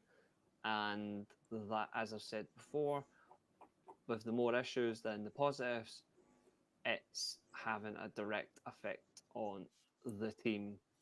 And that is not good enough, and it's not being managed well at all. But I'll go United just to edge it. I'll go 1-0. Julio? I have nothing to add on that. Reese has taken all the words out of my mouth there in so many levels. So I'm just in complete full agreement with Reese on that. I've actually never heard Julio say this word in my life. So everyone, take a screenshot of this moment, save it in your memories, because that's never going to happen ever again. Nathan, what do you think? Brighton all the way for me, based on recent form. All right, just straight up. Aston Villa and Crystal Palace. I'm going to surprise you on this one. I'm going to go 3-3 draw. Why? Just go easy and just say Villa. Nope, I think The it's gonna worst be a part high is he's going to be closer to the answer than I am. I think Villa will win, personally. The reason I'm going for a high scoring draw is because both teams are really going at, like, both teams in recent games have been going at the opposition really well, exposing themselves to goals, but they're also creating very effective chances. So that's what I like, the difference in style between them. So that's why I think it'll be high scoring. I agree that it will be high scoring. I just think Villa will edge it. They could do. Yeah, Villa. Ethan, what was your score? What's the sorry? What was your score for Crystal Palace and Aston Villa? I think Villa will edge it. I'm not going to give my prediction yet. You're not? To be confirmed. Appalling. Okay. Very appalling. Newcastle and Brentford. Newcastle need to win this game because Newcastle will win this game. Just before any of these continue, I want to just quickly add on. For me, Newcastle really win this game because obviously they didn't end their last couple of weeks for the international break very well, and if they go to the San Siro off the back of losing to Brentford, they could be in serious trouble, being on a big decline because. We'll talk about it more next week when we're doing the Champions League predictions. But I do feel like they're going to really, really struggle in the Champions League, which will, in my opinion, affect their Premier League form because their Champions League group is so nasty. It's ridiculous how nasty it is. So I feel like they need to win this game, but Brentford, as we spoke about the last time I was on the show, I'm sure you guys probably repeated your comments last week. They're doing perfectly fine, and they're going to give a hell of a test here for Newcastle. I'm going to actually go out and say that I actually think Brentford will beat Newcastle in a 2-1. I think Weza will score both goals. What do we think? Let's mix it up. We'll start with Nathan. Yeah, I think Newcastle can have this all the way. For me, we could see it quite hefty as well. Saying that, if the referee has a brain, I just want to jump back to Wales very quickly. It looks like Latvia are about to have a red card, surely. It's gone to VAR. Yellow card given. Surely not. If that's the case, that is absolutely outrageous. We've seen it before.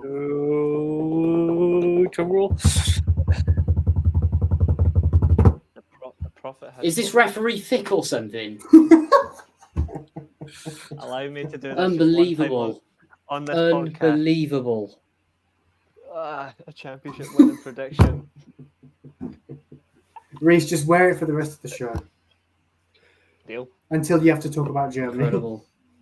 Oh, I'll still talk. I'm sorry. About that look. Joe James's knee, the Latvian player's boot. That's a red card. Yep. Unbelievable.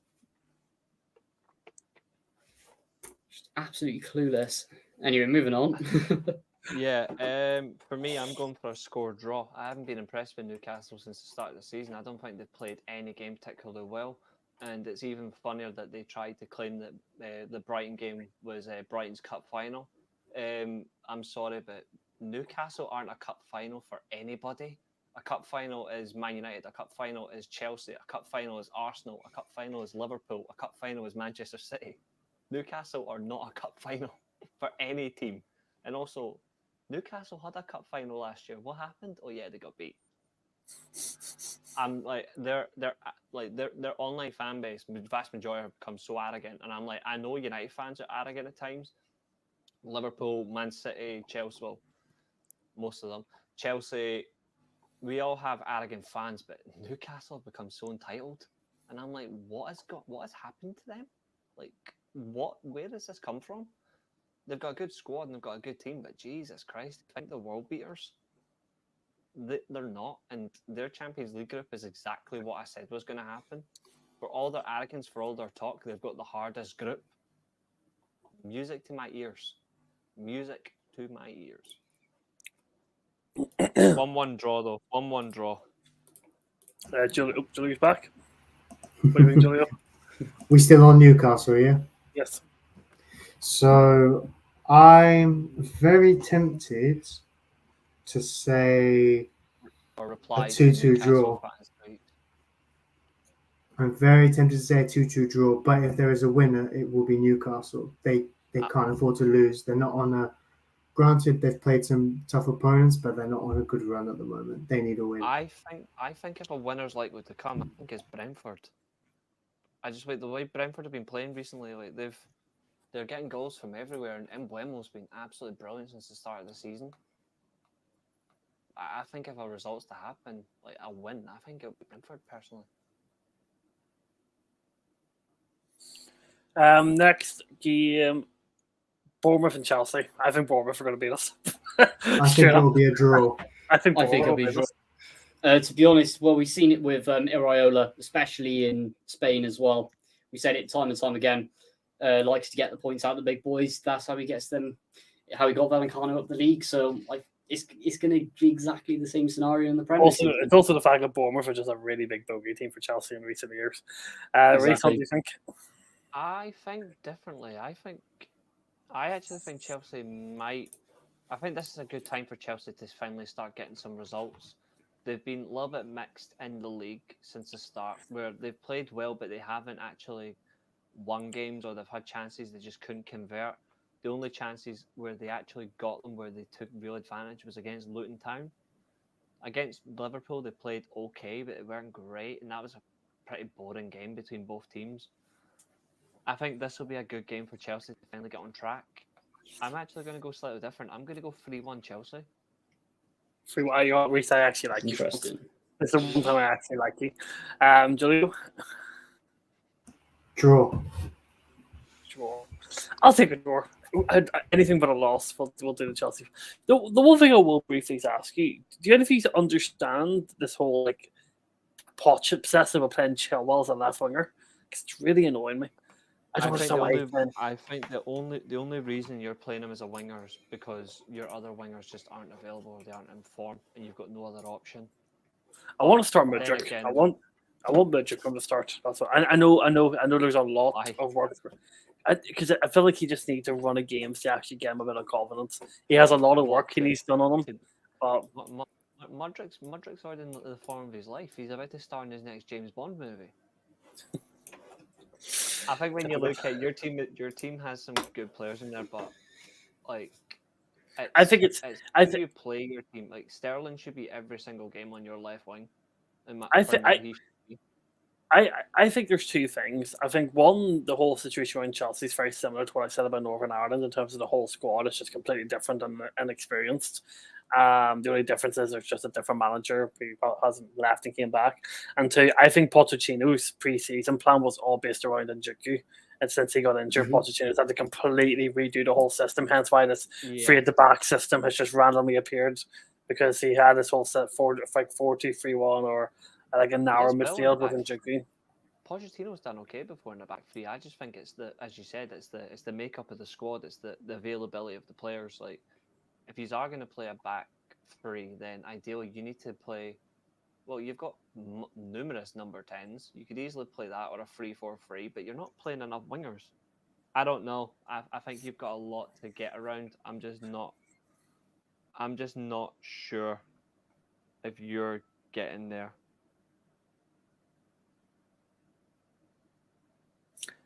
Next one is, now this is an interesting one. For me, I look at this game and I go, there's potential that an upset could happen here. And I know Julio's shaking his head. He knows where I'm going here. Everton and Arsenal. Don't get me wrong, I know Everton are not the greatest of four, but I just sense Everton are going to cause an upset at this game. It just screams to me that we're going to Everton win this game in their first of the season. Arsenal crumble under the Goodison Park pressure. Put it this way, right? It would be funny. However, Everton for me are just a complete meme at the moment, and I think Arsenal are just going to walk all over them. You get the odd attacking threat, which is just normal for Sean Dyche, but the way that defense has been playing, and they haven't been tested against, in particular, an attack like Arsenal yet, and I think they're going to be absolutely torn to shreds. Julio, what do you think? Just for pure funny, I'm going to say Beto from a set piece. 1-0 Everton. 1-0 Everton. The most Sean Dyche results you'll ever hear. Reece, what do you think? I'm going to go for another score draw. I'm going 1-1, but I think Everton will take the lead. I also think Beto will play well, but I think we may see, is it Chio, the boy they signed for Sporting. I think this might be Chermiti. Yeah, I think this might be the game for him, just to showcase his ability. Beto will offer a physical presence. They do have a decent squad. I think this is a good game for Jack Harrison to step up as well, especially for the level of opposition. There's decency in this Everton team, but I agree it's their defence. They haven't been properly tested yet, but they have come out at the start of the season. They have been attacking teams. They just can't finish, but they have been shown they've played really well. They've not been bad at all. They just can't finish. I think we'll see that. I think they'll score first. Arsenal, decent squad, but it's the same thing for Arsenal. If certain players don't turn up or certain players don't score, the goals aren't coming. And then mysteriously more and more added on minutes appear. So I think for Arsenal, it's realistically they need to see more of a different variety of players scoring goals for them. I think it'll be a draw. And then our final game for the Premier League predictions: Nottingham Forest and Burnley on Monday Night Football. So this game will be live this time next week when we're doing our wee show. This is a big game for Burnley because this is a game they could possibly get something, and I do think I don't even think Burnley need a positive result. They need a positive performance to work towards a positive result because they haven't had either so far. For me, I think I'll break it down into a few separate things with this fixture. Burnley, for me, by far, at the moment, are the worst team in the Premier League. Not only with the way they've been playing, performances, players, squad depth, everything that you've got to look at. And I think them playing against a Forest team who have been putting out some fantastic performances, Forest are going to be all over them. I think this could be a very high-scoring game to Forest at home as well. And at the end of the day, when you look at it between technically Steve Cooper and Vincent Kompany, you know who's going to win straight up. Yeah, Steve Cooper. Yeah, I think Vincent Kompany is learning the hard way of what the Premier League's like and what the jump up's like from a championship team to a Premier League team, because he kind of admitted himself he doesn't really understand. He hasn't really processed what it's really like to be. Oh, Jesus Christ. Yes, Reece? Jesus fucking Christ. Breaking news. This is coming from Chris Wheeler DM, so take this with a pinch of salt, right? But fucking hell, we know this. Manchester United are weighing up a move to sign Dutch winger Anwar El Ghazi as a free agent amid the uncertainty hanging over Anthony and Jadon Sancho. That's a fucking criminal. Woo-hoo-hoo! Oh my! Who remembers Nah, how bad he was at the end of his I Villa don't. spell? I do not want this. Stick with Ahmad and Palestri. I'm not even joking. I'm retweeting. That's right now. horrific. Stick with Ahmad and Palestri. He's fucking shite. Anwar El Ghazi. I remember he was a prodigy at Ajax and he came to the Premier League and he sucked balls. He was genuinely that bad. Nah, fuck off. This is Right. pure trenches Glazonomics. This If is, I've this seen is it. here. This is here. No joke. Here we go. Here's the follow-up tweet.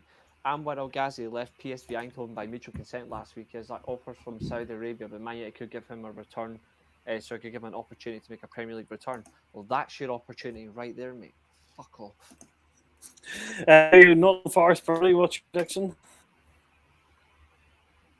Mine. I've gone 2-0 Forest. Forest destruction for me. They've made 2-0 some. Forest. They've made some good signings. I really like what Forest have got. So I'm honestly all in. Like I'm all in for this. They've got something here. For also positive for us, mate. Fernandez got a hat trick of assists tonight as well, so he'll be cooking for the Prem this weekend. And Julio, final prediction. 2-0. I think Awani will be on the score sheet again. I agree. Right, moving on to the Scottish League very briefly. We'll Yep. do a Rangers prediction for Reese and a Celtic prediction for Julio. Start off with Rangers. This game is on Sky Sports. I believe St Johnston away from home for Rangers. What do you think? Obviously, no, Reese. I just have to add. Again, I wasn't on the show last week, but I did watch what you had to say about the Old Firm. There was, I'm in a Rangers group chat, and I know I'm friends with a Rangers fan. There is obviously a lot of criticism for Michael Blade, understandably, and there's also been a lot of rumours that he potentially has left the club. He's changed his profile picture on Instagram to his QPR He chat. has done that. Um, I was going to bring that up tonight as well because that's pissed me off. So there's a lot of turmoil, with Rangers and Michael Blade. He's clearly lost the support of the fan base because Rangers were dreadful in the Old Firm against Celtic. Considering Brendan Rodgers, Celtic, and Julie will have to admit, aren't particularly great at the moment either. They're shit as so- well. Like Celtic. Basically, Rangers lost to Derby out of the two worst teams, which probably angers them even more.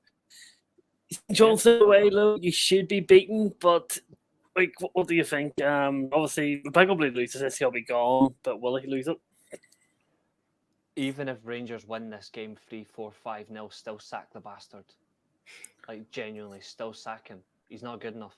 I said it 8 months ago, maybe something. Like that. He hasn't won. I was like, he hasn't won me over. And just remember, Ross Wilson. I was celebrating when he left to go to Forest. Like I was genuinely celebrating because now Michael Beale's under the even bigger microscope about his signings. These are his signings. He's changed the whole system, the style of play, the lot, and it's fucking awful. It is fucking awful. I said it when Van Bronckhorst got sacked. The only other guy I want in this job is Gennaro Gattuso. Because these players are fucking walking over everybody. Just to say, lads, Lampard's on the market. I don't want scumbags. I don't want scumbags. I want somebody that actually understands the club properly. Michael Beale, fair enough, he was assistant to Steven Gerrard, but he's fucking dreadful. He couldn't fucking out-tactic a Ouija board. I'm genuinely, he's a fucking disgrace. And it's even more in the sense that why would he go from playing wingers as wingers to playing wingers as central midfielders and strikers? Rabbi Matondo cannot play through the middle. Thank you. He scored a beautiful goal in the Champions League. Scored a beautiful goal, but fuck me, he is not a central striker. He's a left winger, and he's a very good left winger when he's actually able to get defences. Nah, even if Rangers batter St Johnson, sack him. I don't care. Sack him. Fuck him. Okay, well, we'll not even go for a prediction against St Johnson. I'm going 3-0 and hopefully a P45. I'm not even kidding. I want him back. I'm not even joking. And then obviously, I don't think it helps. I really, really think Michael Blade going against that because then you play Real Betis and you got Michael Blade versus Pellegrini. And Pellegrini's an incredible manager. He's done so well with Belties, considering Honestly, Belties honestly, are Gattuso's still available. Sack Beal, bring him in tomorrow. And then moving on to Celtic Dundee. Surely Gillio 3-4-0 easily. No, it'll be a 1-1 draw. I'd go 1-1 2-1 draw. Celtic. I think it's going to be a bit more reserved than that. A 1-1 draw at Celtic Park against Dundee United. Do you really have no faith in Brendan Rodgers? No. Dundee United always bend over. Like Dundee United always bend those arses over for Celtic, so Celtic will win by proxy.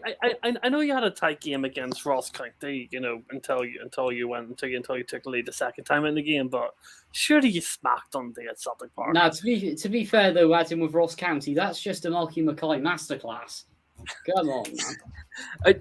Are you I'll just? say this though, that Celtic have gone from bad. Like I still don't understand how that squad level of players, they should just be carrying on as normal. Even though Brendan Rodgers coming, you'd expect them to carry on. They've become horrible to watch.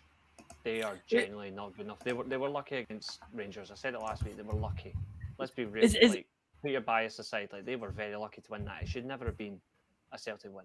It should have been a 1-1 draw. It was genuinely awful. Johnny, is any part of you thinking like behind us that he's going to rotate the team for Feyenoord on Tuesday night? No, or you just genuinely think Dundee is going to get something? I just have this weird feeling that Dundee will turn up and they'll get a draw. They've got 1 win and 2 draws so far. Granted, they've lost the game, but I just have this weird feeling that there'll be an element of complacency. Because Celtic obviously haven't been great so far this season. So I really think that it'll be a 1-1 draw. Hey, if Celtic win, then I'm glad to be wrong, but I just have a feeling it'll be a 1-1 draw. So that would cause some uproar. I know Celtic fans aren't particularly behind Brendan Rodgers at the moment. We did say that. Like they're already. I mean, it was funny last week. It was funny, obviously, taking the mick at them when they were already eliminated one of their trophies. Like, if Michael Beale doesn't even win this cup with no Celtic in it, Jesus Christ. I just want to say, I said really good praises about Luxembourg and they're 7-0 down. I know it's Portugal away, like, but still. 7-0 down to Roberto Martinez team. Nice. I mean, to be fair, like Roberto Martinez is genuinely he's hit the jackpot like with this squad because he's actually playing them how they should be playing. And to be fair, they're doing well. So I'm genuinely not surprised, but like it's madness that he's still coaching this team. But it's crazy that it's 7-0. Like, but look at the players like Gonçalo Inácio, centre back, got a double. Ramos double. Jota double. Ricardo Horta scored. That is balance. It's genuinely good squad. The last thing we cover, Semedo, who's absolute dog shit. The last thing we'll cover before Reese gets his week quiz, and then it's over to the man in the top right hand corner. Now, I just want to say before we even go into let Nathan even go talk about his game. The fact that on a Saturday, and this is a derby, and it's a quarterly kickoff, makes me want to throw up in my mouth. A Saturday night quarterly kickoff where I actually just feel like throwing up. The latest I would do on a Friday, because I you have is a 5:30. 5:30 I can respect because that's decent, but 8:45 on a Saturday, I'd rather just not. I'd just rather throw up and bang my head on. As who in the right mind decided let's do that? I know it's. I'm assuming it's on TV. I'm assuming it's on TV. I just want to say before Nathan speaks, Alexa, pick me a time where people hate football fans. I generally just do. Like, I understand for TV, but put it on the Sunday or do something, or do it at the 12:30 kickoff. Like that's 8-0. It's not nice. I mean, at the end of the day, it's like it's the only remaining bubble fixture in the UK. Yet the police, like when they should be reining back the restrictions, A, they're going to have the Swansea fans get in there at midday for a 7:30 kickoff. And B, they decide to put it 7:45 when it's going to be World War III in the city centre. And yet they've decided to slap even more security checks. Okay, put this right, and this is the only sympathy that I will give to them lot down the M4, right? This is the procedure for them getting on the buses. They have to all congregate at the SwanCon, which is their stadium, stupid name. Before they go into the ground, they all, not even on the ground, before they get onto the buses, they all get searched. They all get their IDs checked and tickets checked to confirm who they are, and B, that their name matches on the ticket. Then they get boarded on the bus for a 20-mile-per-hour police escort all the way up the M4 into a little pen and into the stadium. Stay back for an hour and a half, and then back up 20 miles per hour. They go down the M4 again. Complete lunacy at 8 p.m. Like, I love it. I mean, who thinks of this stuff? It's the most mental and most ridiculously insane derby in the UK. But I'll get your thoughts on that monstrosity in a moment. But this is a game. I don't even have to go into detail about the last few times. Let's break it down into this way. Cardiff City absolutely cannot lose this game, or can't even say draw under any circumstances. The 3 points, unless there wants to be complete capitulation in South Wales, has to be gained on Saturday. Right? The second thing, which has just completely gone out of my mind. The second thing, how the tables have turned. The last bajillion managers that we've had have basically talked down the derby, said how it doesn't matter, just completely ignoring the fans and having no respect on the derby. How that has changed when Swansea, in their biggest game of their lifetime, because apparently playing Cardiff is like the World Cup for them, they turn up in every derby when we just like, ugh. Or that's what the teams are like and the managers are like, whereas the fans give it 110% as we always do. The tables have turned this time. And I think it's the first...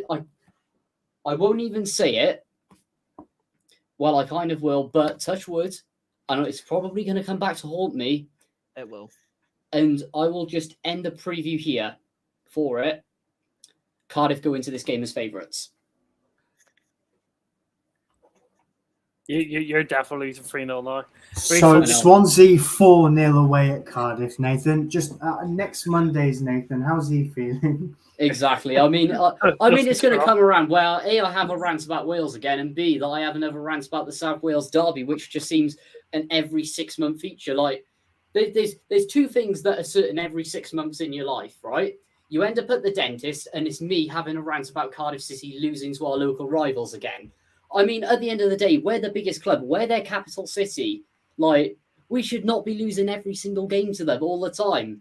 It's just an absolute joke. There's this like tiny little club in this little bubble in South Wales. Yet the capital, who the majority of the country supports, apparently that little club goes and beats them like 3-4-0 every time. It's a joke.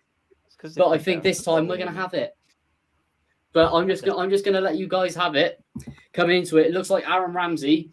He's back on the sidelines. He looks absolutely fine, so he's going to be playing in this.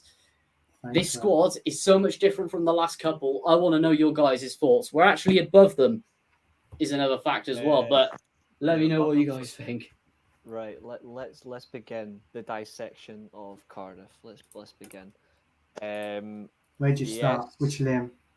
Yes, at the moment, you are above Cardiff. Sorry, you are above Swansea. Yeah. But that's because, again, you were both awful last weekend. You blew it. Again, 2-0 up, losing 3-2. Comical. Swansea lost by a goal as well, a single goal. I'm looking at both sides, and genuinely, nothing's changed. The better team on the actual style wise is below the team that are just fortunate where they are because they've got a manager who's just went, fuck it, let's just go for it. In a nutshell, you may go into this game as favourites, but you're walking out with nothing. I think Swansea will get a result, to be fair. I think it's funnily enough, it's the exact same from other games where you may look like you're coming in as favourites, but you are just, there's a difference of attitude towards a derby, and you might be showing that attitude now. As you said, Swansea have consistently showed the attitude of, doesn't matter where we are in the league, doesn't matter where Cardiff are in the league, our main objective is we are going to absolutely ruin you Mm-hmm. And I genuinely think they will. If Swansea come out flying in the first 5-10 minutes, you at it. I think if they start really quickly, I don't think you'll deal with it. But if you maintain your shape, if you can keep the ball away from their midfield, I think their midfield is better. I think maybe attacking defense is even, but I think their midfield is superior, in my opinion. If they can get the ball in the midfield, then they'll dictate the game. If you can keep the midfield away from the ball, Mm-hmm. then I do think you have got a very good chance of getting a result. But it's the fact is, you are consistently slipping up on leading performances. That is going to haunt you big time this season. You cannot afford to keep making the same mistake. If you get the lead, you need to be able to learn how. I don't think you actually know how to defend a lead. It's Yeah, been a I very agree. long time since you have done that. So my circumstance being, if you do it, then fair play. I look at it and I'm thinking, nah. I'll be generous. I'll say a draw, but if they maintain control of the possession of the ball in the midfield, you are walking away with nothing, in my opinion. Another factor you've got to look at is as well, if Cardiff have a slow start, and we've seen it a lot before, and I will highlight again, and I know you love to highlight it, Reese, as well. But say, for example, they nick an early goal. Are we looking at the toxicity creeping in? And will that affect us for the rest of the season with the fan base? And it's not so much the impatience, but just the frustration and the general anger behind it, just because of the lack of big moments, the lack of derby wins, how shocking it's been the last 5 years. Will we start to see, because that negativity is starting to creep away again, and starting to vanish now that we've got Errol Bulletin, things are starting to improve, embargoes being lifted, etc., etc. But are we going to start to see that creep in, especially if we start off incredibly slowly and say, for example, they do nick a goal, or what do you think how do you think the fans should act on it, or etc. from that? I think the fans really, just as before, they just need to avoid resorting immediately to toxic tweets, toxic attitudes, and toxic wording. You need to really get behind your team, because the fact is, I said it a couple of weeks ago, you are immediately going against your team when you are supposed to be. If you're against your ownership, do it against the owners before the game. Do it half time as well. Do it full time. But when you're actually playing games, your first priority is back your team. And I feel like most of them aren't. They're just like, because they're playing for Cardiff, it's immediately the idea is we'll just attack the players. And I look at your players confidence-wise, and no wonder they're constantly dropping leads. No wonder. It's because they are being affected by the fans' disdain for the ownership. And it's reflected on social media. Personally, I think you should just avoid taking out the players. I think they need your support more than anything else. Julio, what do you think? If you pull it off, I'll buy a shirt. A shirt associated to you in some way. Bet. A shirt associated to you in some way if they pull it off. Oh, there. I'd like them to, but I don't have the full faith. The points you've made are great points, but I think on the day, I don't know if it'll be the sense of the occasion or something. Brooks will tear you apart again. Yes. 2-0 Wales. Go on, Julio. Rob Page managing a team that scores goals. I never thought I'd see the day. Nor did I. But jokes aside, yeah, I don't know if it'll be the occasion. I don't know if it will be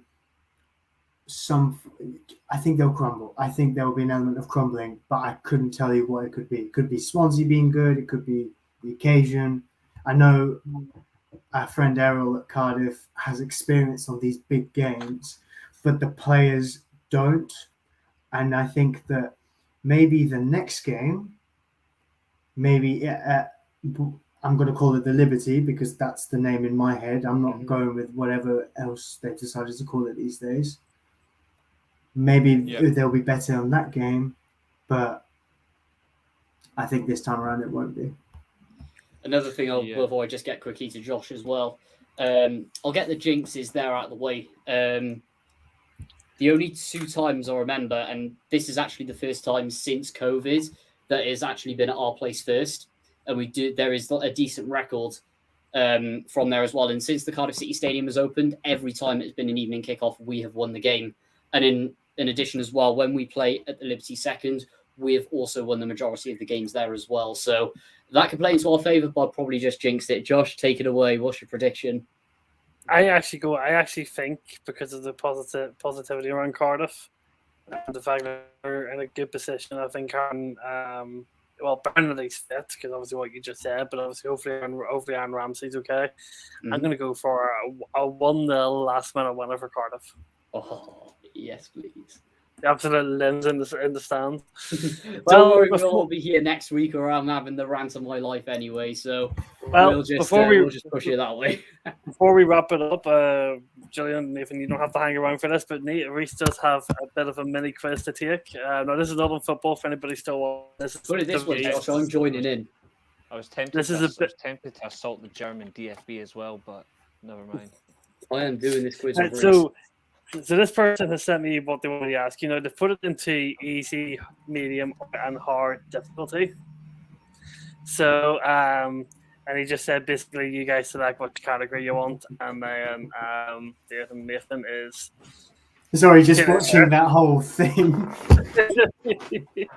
Right, so Reese, choose your There we are. category: easy, medium, or hard first. I'll start medium first. Medium, okay. So he says medium category. Reese, please, Reese, just tell us what the last 4 field Money in the Bank cash-ins have been. So here are the last 4 WWE superstars who have cashed in their Money in the Bank, but did not end up succeeding in getting the title. So it has to be 4 failed cash-ins. The recent last 4. And All right, Nathan, you're looking up the answer here, so you just hear. I know the answer. Well, Okay, there's so- 4. There's 4 of them. So So that excludes the current one then, yeah? yes, Because it's not happened yet. Okay, Yeah, So- Damien Priest still has it, so that's fine. So we can rule it Priest. So let's see. Last year, 2022. That was.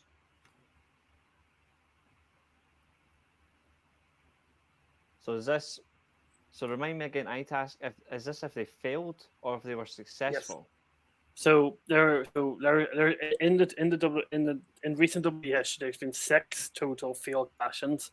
Right, the first 2, which because the first 2 were the first 2 were John Cena and Damien Sandow, I think. yes. I believe So Damien Sandow was clean, wasn't it? John Cena was via disqualification. Correct. By the So Big Show. Oh, the Big Show. Yes. so So there was 4. let's There was be- 4. There was 4 field cash-ins after that. What are those 4? Let's see. One of them, I'm gonna go with Baron Corbin. Correct. Who was it on? Who did he feel his cash-in on? Jinder Mahal. Yep, that's correct. That was on He SmackDown was- Live just before the It pay-per-view. was a roll up. It was a roll up. Fair enough. Sorry, that was immediate assault on his phone. He lost by roll up. I just want to interrupt you quickly. Jinder Mahal was one of the worst champions I've ever seen. I don't know why they give him the time of day. He I was. don't know. he I don't know why they give them the time I of do. day. But anyway. No idea. They just done it anyway. Let's see. So, I think. But yes, Brian Corbin on Jinder Mahal on well at that time it was SmackDown Live on Tuesday nights. Yes. Could I possibly give one as well, Josh? Yeah, that I of course. remember. Am I I'm right? I'm gone. Are you including people that lost the Money in the Bank? Because technically, you can say Otis when he lost it to the Miz. That counts as a failed cash in because it went to someone else. Plus, I'm pretty sure Dolph Ziggler won it as well, didn't he? He Or won. no, it did he and cashed retain in. it? he cashed in Money in the Bank. Because I'm pretty sure weird. he put it on the line at TLC in Yeah, 2012. but Yeah, he won it back. retained yeah, that, but and then he cashed it on Roberto Del Rio and won his first ever Night World after- Heavyweight Championship. night after WrestleMania in 2013. Yes, I Yeah. remember that really well. Because he got the loudest. That was a pops in really it, which big- was oh. funny. That was a really big moment for him too. The whole arena was erupting when he won that. Yeah, it was the loudest pop of the night. That's what's so funny. Yep. So I'm gonna go. So Baron Corbin when he lost to Jinder Mahal because Cena distracted him. And it was a quick roll up because Baron Corbin opened his mouth regarding doctors with concussions. That's how he didn't get his cash in because he argued with a doctor. Otis technically lost his Money in the Bank to The Miz, so that's a failure. Women wise, These are all men. I'll give you that. They're all men. it's all They're men. They're all men. Okay, There's so, no women in this. okay, Actually, that's there's one I've just thought of, but I don't know if this counts. Does James Ellsworth count? No. fine. No, No. because that was technically Carmella because it was a women's match. It just they basically just done another match a week later, which was fucking stupid anyway. I do remember. Yep. So Corbin, Otis, because Otis was during COVID. Austin Theory technically didn't get the world title, but he was success. No, he failed to cash in on. I think was it the US title? He did go for the US title, and he failed. Austin Theory, Who was the So there's- superstar that he failed against? Seth Rollins. Yeah. Seth Rollins, correct? Right. There's two more. You've got That's two. fine. There's two more. Oh well. That's Well, I know one. He's given me. He's given me. The one you're saying about Otis. He didn't include him on this. He just included So actual technically, superstars. I'm that cashed still in. technically right though, because Otis. Yeah, did no, fail. you are technically right. Yes, but there's two more. Yeah. Let's see. Biggie But if you get- successfully cashed in. Oh, Braun Strowman. That's failed what I was on- going to say. Braun Strowman failed on Roman Reigns. Correct. Because I'd the Shield Hell got in the involved. Cell. Yep. Hell in the Cell. Uh, So there's one more. One more. See if you get this right. This is the one he's included on his list. Let's see. Who won it in 2019? That was Braun Strowman. It was because that was before COVID, wasn't it? When he tried to cash in. Because Brock Lesnar Yeah. also won it, and he was successful. So technically, I was right with Otis, but he's not included that. But I'm technically right. Corbin, Strowman. Who was the other one I said?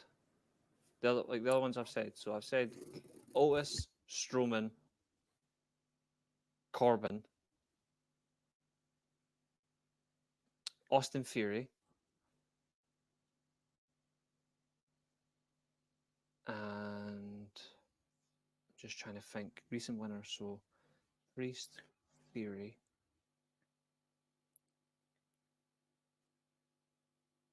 Big E was 2021 and he cashed it in successfully. 2020 was Otis. 2019 was Brock Lesnar. 2018 was Braun Strowman.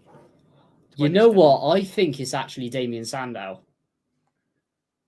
I think it is as well because Sandow cashed Right. in on Cena and he failed to cash in. Yep. I And it will- was done clean as I, well I will because tell you. they basically turned him into a jobber after. I said Sandow though. Earlier on, I said Sandow. Basically, you were technically right in Otis. I've actually had to look it up just to get more detail.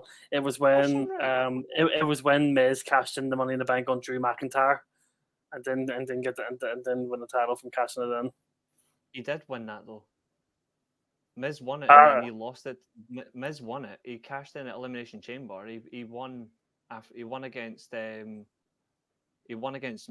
and then he lost it the next night to Bobby Lashley. So I was only going off the answers he's gave, but I looked it up The and Miz's Who's the one he says?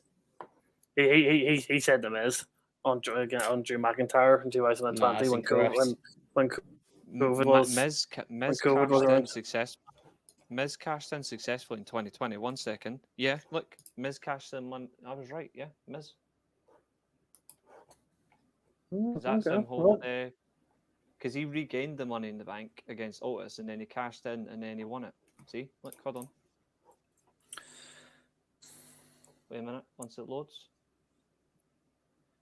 That's Right, that's so- the Miz that's the Miz at the Elimination Chamber. See, new WWE champion just after the Chamber match. right. So the next one. This is That's 5. this is what he's included as his hard one.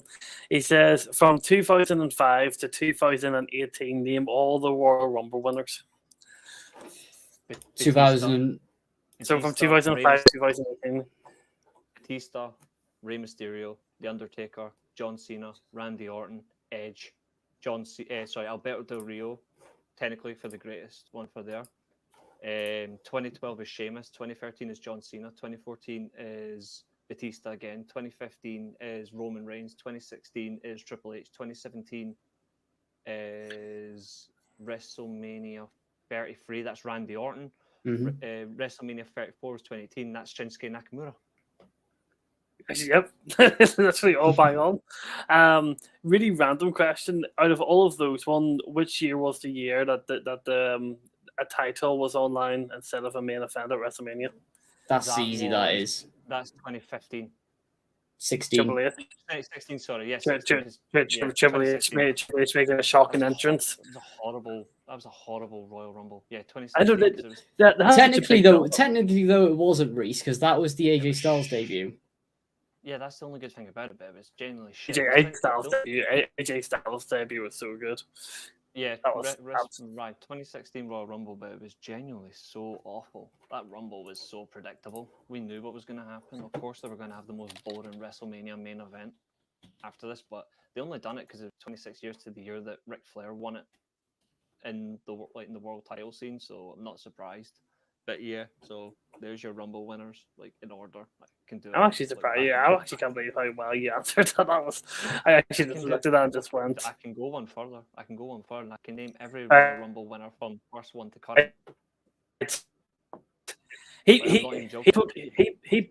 he put this down as his easiest one. So he put this down as his easiest ones. So I will let you. Again, these could be incorrect Bring it. depending on where he's got them from, whatever. But he says from the year of 2018 to the year 2014, name what were officially named the matches of the years for those years. So what was the match? What was the 2018 to 2014? from 2008 Are we to speaking 2014?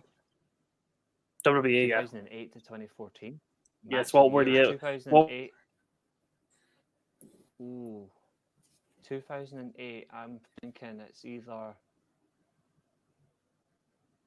Okay, 2008. I'm thinking it's Chris Jericho versus Shawn Michaels. Shawn Shawn Michaels versus Chris Jericho for the unsanctioned match is one I'm thinking of. Is there that, or Shawn is Michaels. Undertaker Shawn versus- Michaels is included, but it's not Chris Jericho. It was I Shawn bet Michaels you and it's going to be someone else. Michael's Flair, isn't it? Michaels Flair. No, hold on. Wow. Ric Flair. 2008. Ric Flair, the Yeah, retired, they Yeah. career threatening match at WrestleMania Okay. when Shawn Yeah, that Michaels swing chin moves Ric Flair to retire him. That wasn't even that good a match. It's just the storytelling. But yeah, okay. So Michaels Flair. 2000. 2019.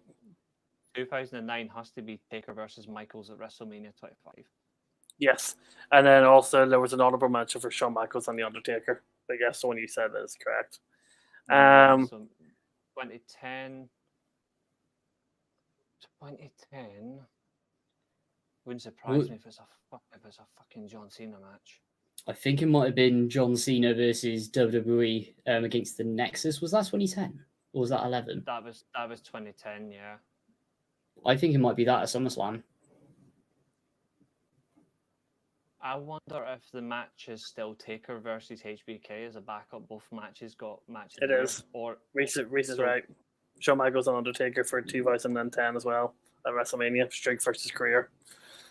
2011. So I need to get 2011, 2012, 13, and 14. Okay, 2011. Oh, I remember this match as well. Actually, I'll give you a clue because it is really 20 difficult. 2011's easy. 20 Punk Cena at Money in the Bank. Yeah, Punk Cena Yeah. Money in the Bank. The last Yeah, one we no seen. surprise. Yeah, this is just a really random question, and this is just pure curiosity. You've probably seen, Reese, that there's obviously been a majority shareholder change now in WWE. Vince McMahon no longer is a majority shareholder. Do you think we could? Do Oh you yeah, think? tonight is actually the last WWE show under the McMahon's. Do we think we'll see CM Punk come back to WWE? Not tonight, but I expect him to. I think it's going to either happen at Survivor Series or the Rumble. Because if it's not Survivor Series, which is in, I believe it's in Chicago, isn't it, Reese? It is, yep. If he comes back, so that'll be He'll so. enter. I reckon he'll enter at number 30 in the Rumble, win the Rumble, and then he'll take the title off Reigns at Mania in Philly. Yeah. And then the absolute tears from Cody Rhodes fans will be so bloody funny. Do you want to know one thing even better? To really make them angry, I can see it being a triple threat. Either a triple threat or he's going to challenge Rollins at Mania. So you're now on 2012. 2012, I would say Taker versus Triple H, Hell in a Cell. Yep, that's correct. 2013. CM There Punk were a versus lot of Brock Lesnar at SummerSlam. good Nope. matches that year. I Punk bet you it's versus- going to be Bryan Cena at SummerSlam. Nope. I'll give you a clue. There was a special guest referee. Brock Lesnar versus Triple H at WrestleMania 29. Nope. Oh, I know. Randy Orton versus Daniel Bryan, Hell in a Cell. Nope. So it, Special can't guest be, referee. so it can't be Cena versus Bryan at SummerSlam then, because you've already said no to that. That had Triple H as special guest referee. No, it says Oh. Bryan Orton at Hell in a Cell. No, Is it is. Bryan It is John Cena and Daniel Bryan. Triple H is the referee. That wasn't even better than Punk versus. These were the official matches. Like these were the actual official WWE award for match of the year. Even sort of then, thing. like there was a lot of criticism for it. I even thought Rock versus Punk at Royal Rumble was better. And then your last one, 2014. 2014. Good match. It's got to be the main event at Mania. Orton, Batista, Bryan. Nope. Is it? It's not a Mania match, is it? Nope. Okay, I'm gonna go on. I'm thinking. Let's see. I'll give you. I'll let you have one more guess, and then I will give you a clue. What's the event? Don't give the event. What part of the year is it? Is it spring, summer, autumn, winter? It's in summertime, and it's a last one standing match. Yeah. Cena Wyatt at Payback. Yes, Nathan's right. Yeah, that was a good match, to be fair. Right, some piece for Wyatt, obviously. Absolutely. Very much in our hearts, so still trying to get over that. Yeah. And then the last, he has a question for you. And he said, I am sick and tired now of Roman Reigns being a part timer, being an undisputed champion. He's only defended the title. He's only defended the title 4 times this year, and he only defended it 6 times last year.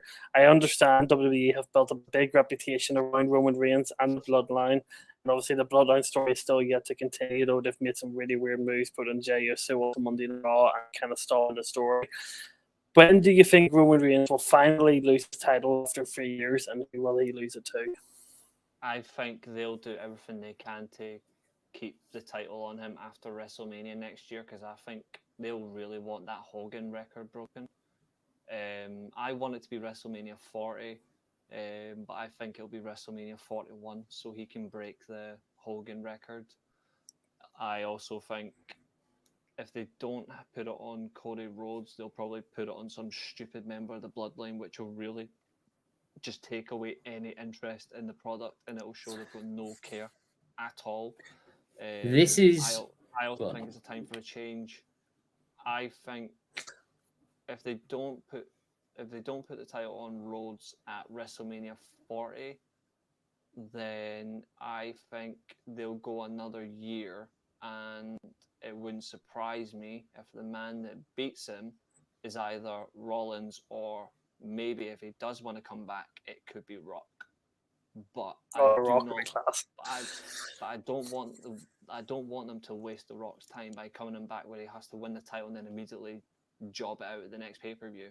It needs to be a full-timer who's going to work it. If it's not going to be Cody, then what's the point bringing him back anyway? This I is just- I think it this could is be my Reigns. opinion on it. The only Reigns is holding that title for the rest of the year. He's not going to lose it at Survivor Series. SummerSlam's been and gone. He's on it for this year. They're not going to put it up in the Rumble. There's only 2 or 3 ways that I can see it being dropped. And 2 of those is if either Cody Rhodes or Mhm. Seth Rollins move to SmackDown, which I cannot see happening. So Could happen automatically after the that draft takes it picks. to next year's Mania. Jey Uso is obviously on Monday Night Raw, so that is also not going to happen. I can't see it giving it to Jimmy Uso. I don't think they'll do it for LA Knight as well. LA Knight, no way.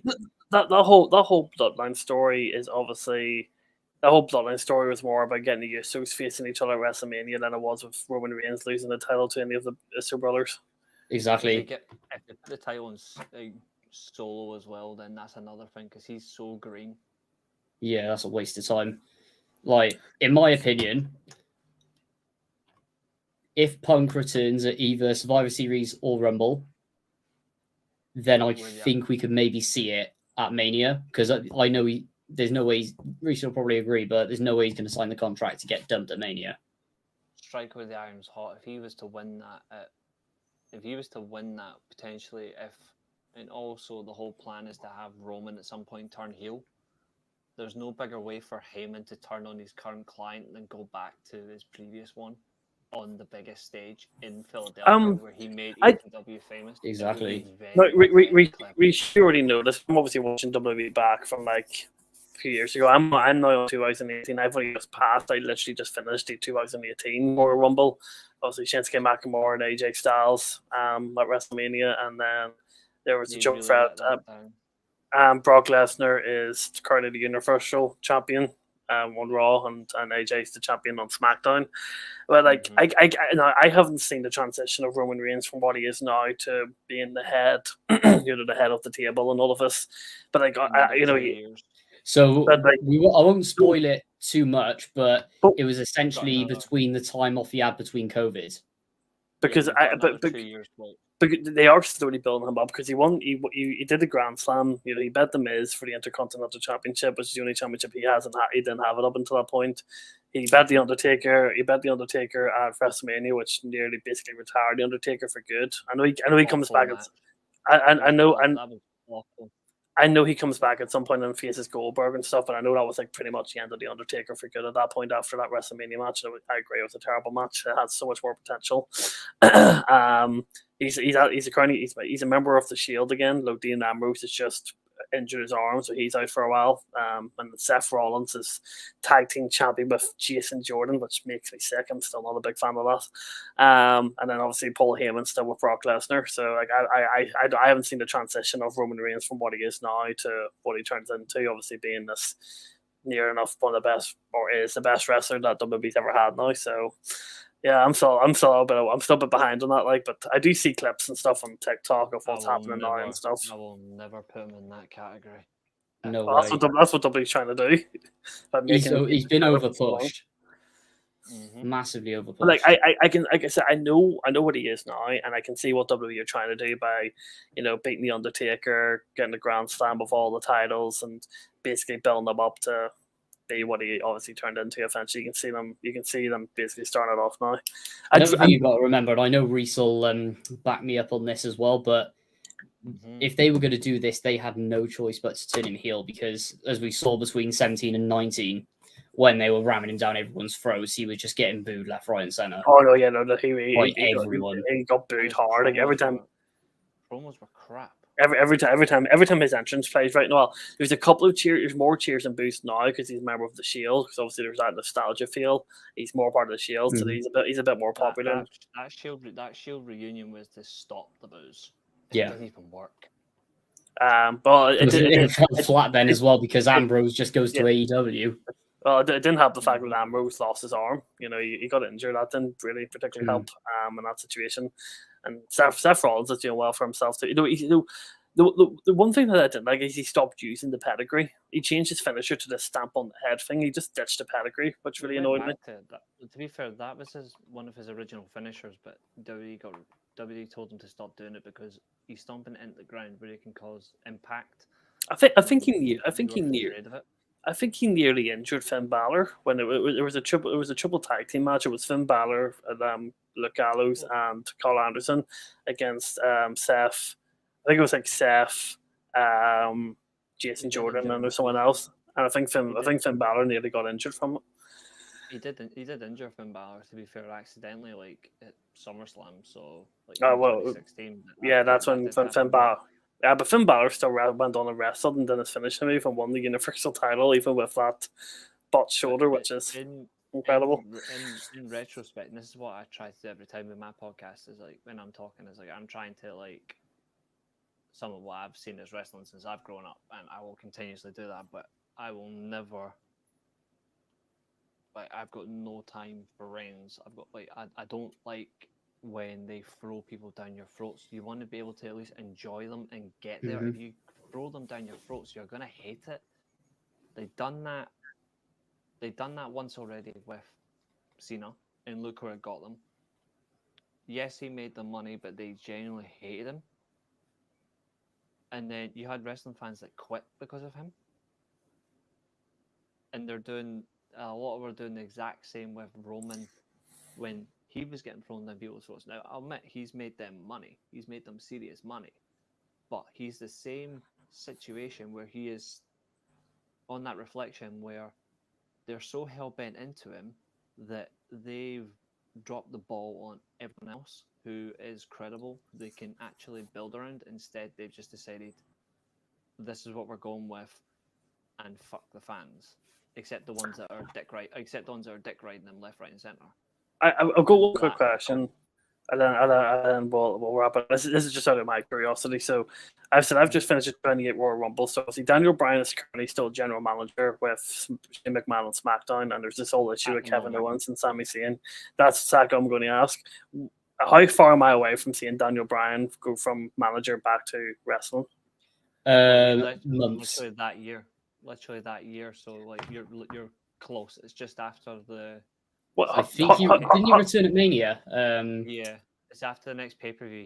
He declares he's returning at WrestleMania 34. How did him and Edge come back after having that life-threatening thing that made them retire?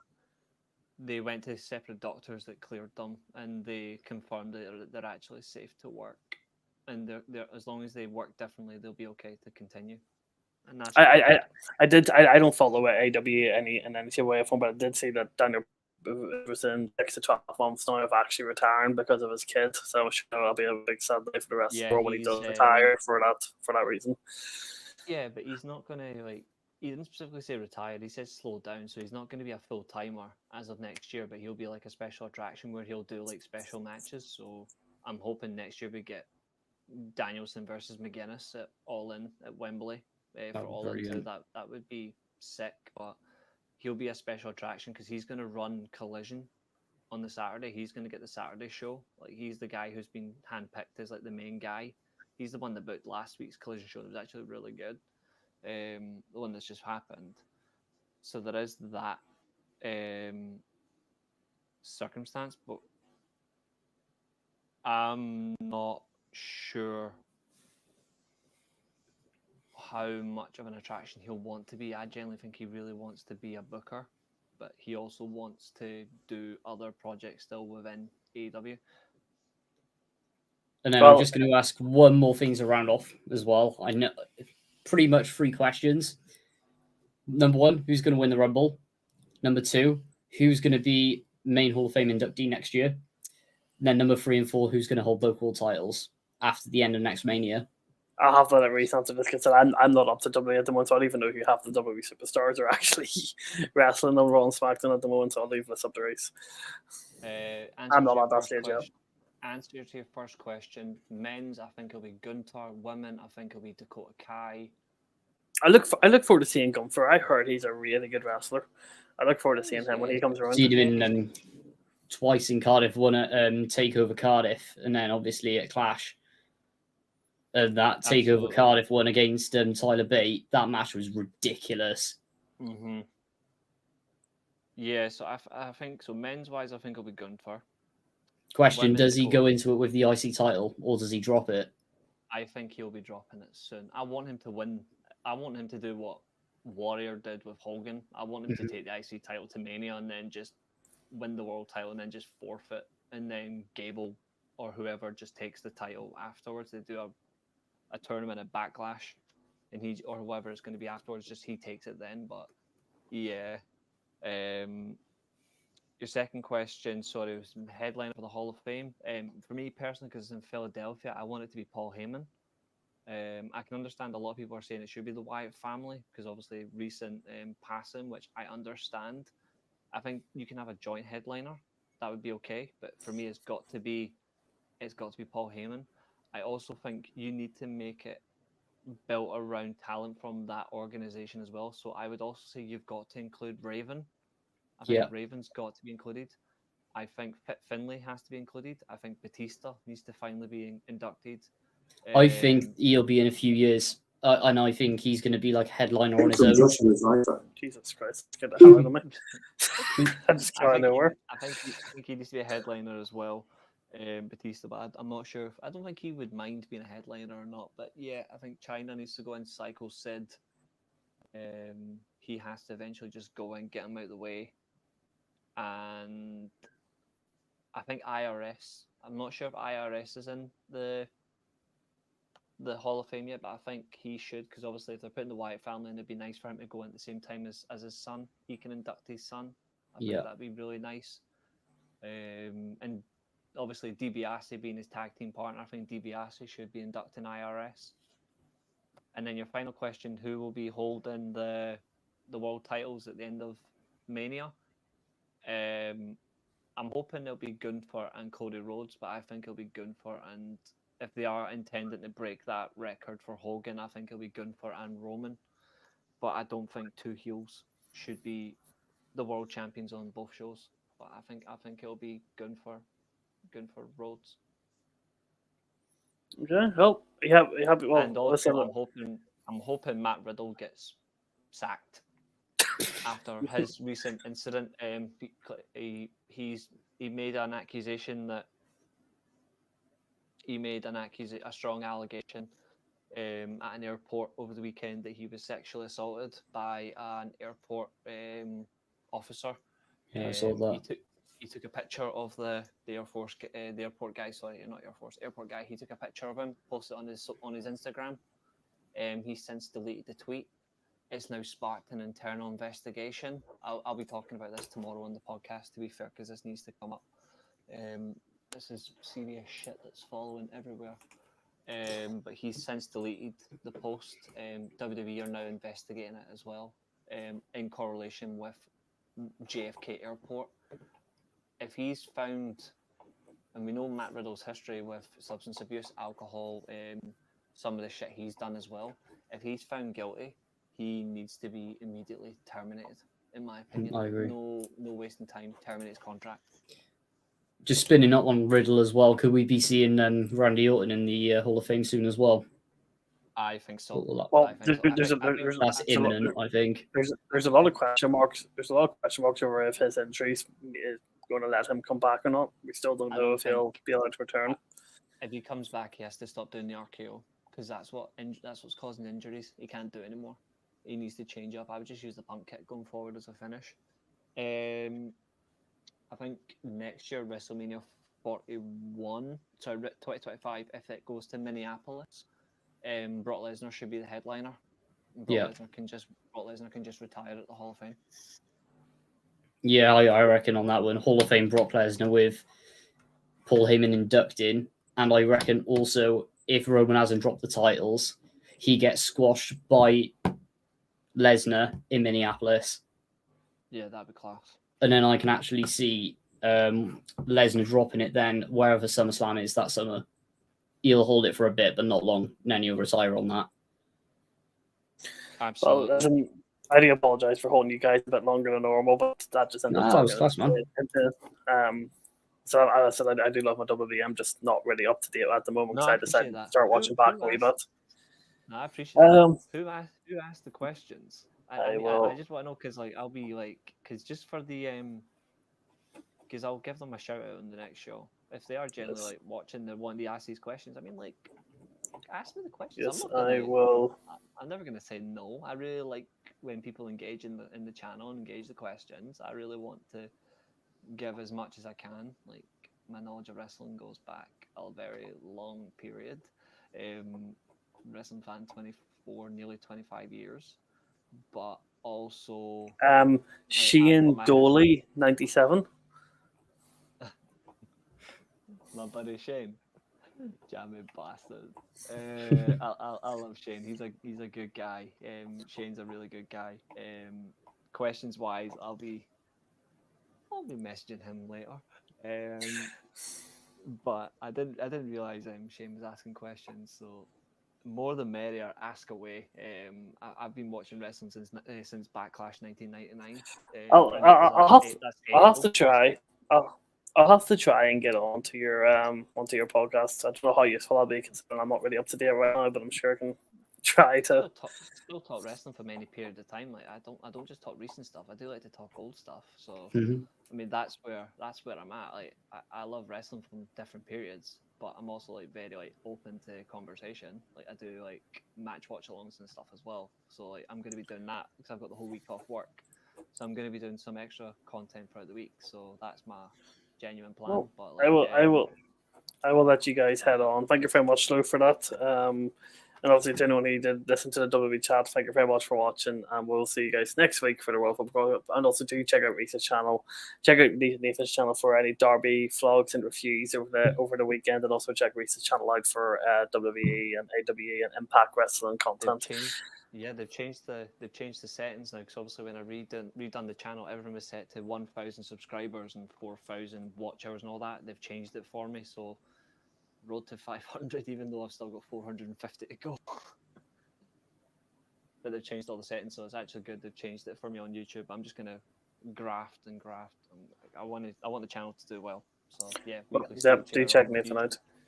Well, everyone, thank you very much for watching. Nathan and Reese, thank you very much for tuning in. And everyone, I will see you guys next week. Thank you very much.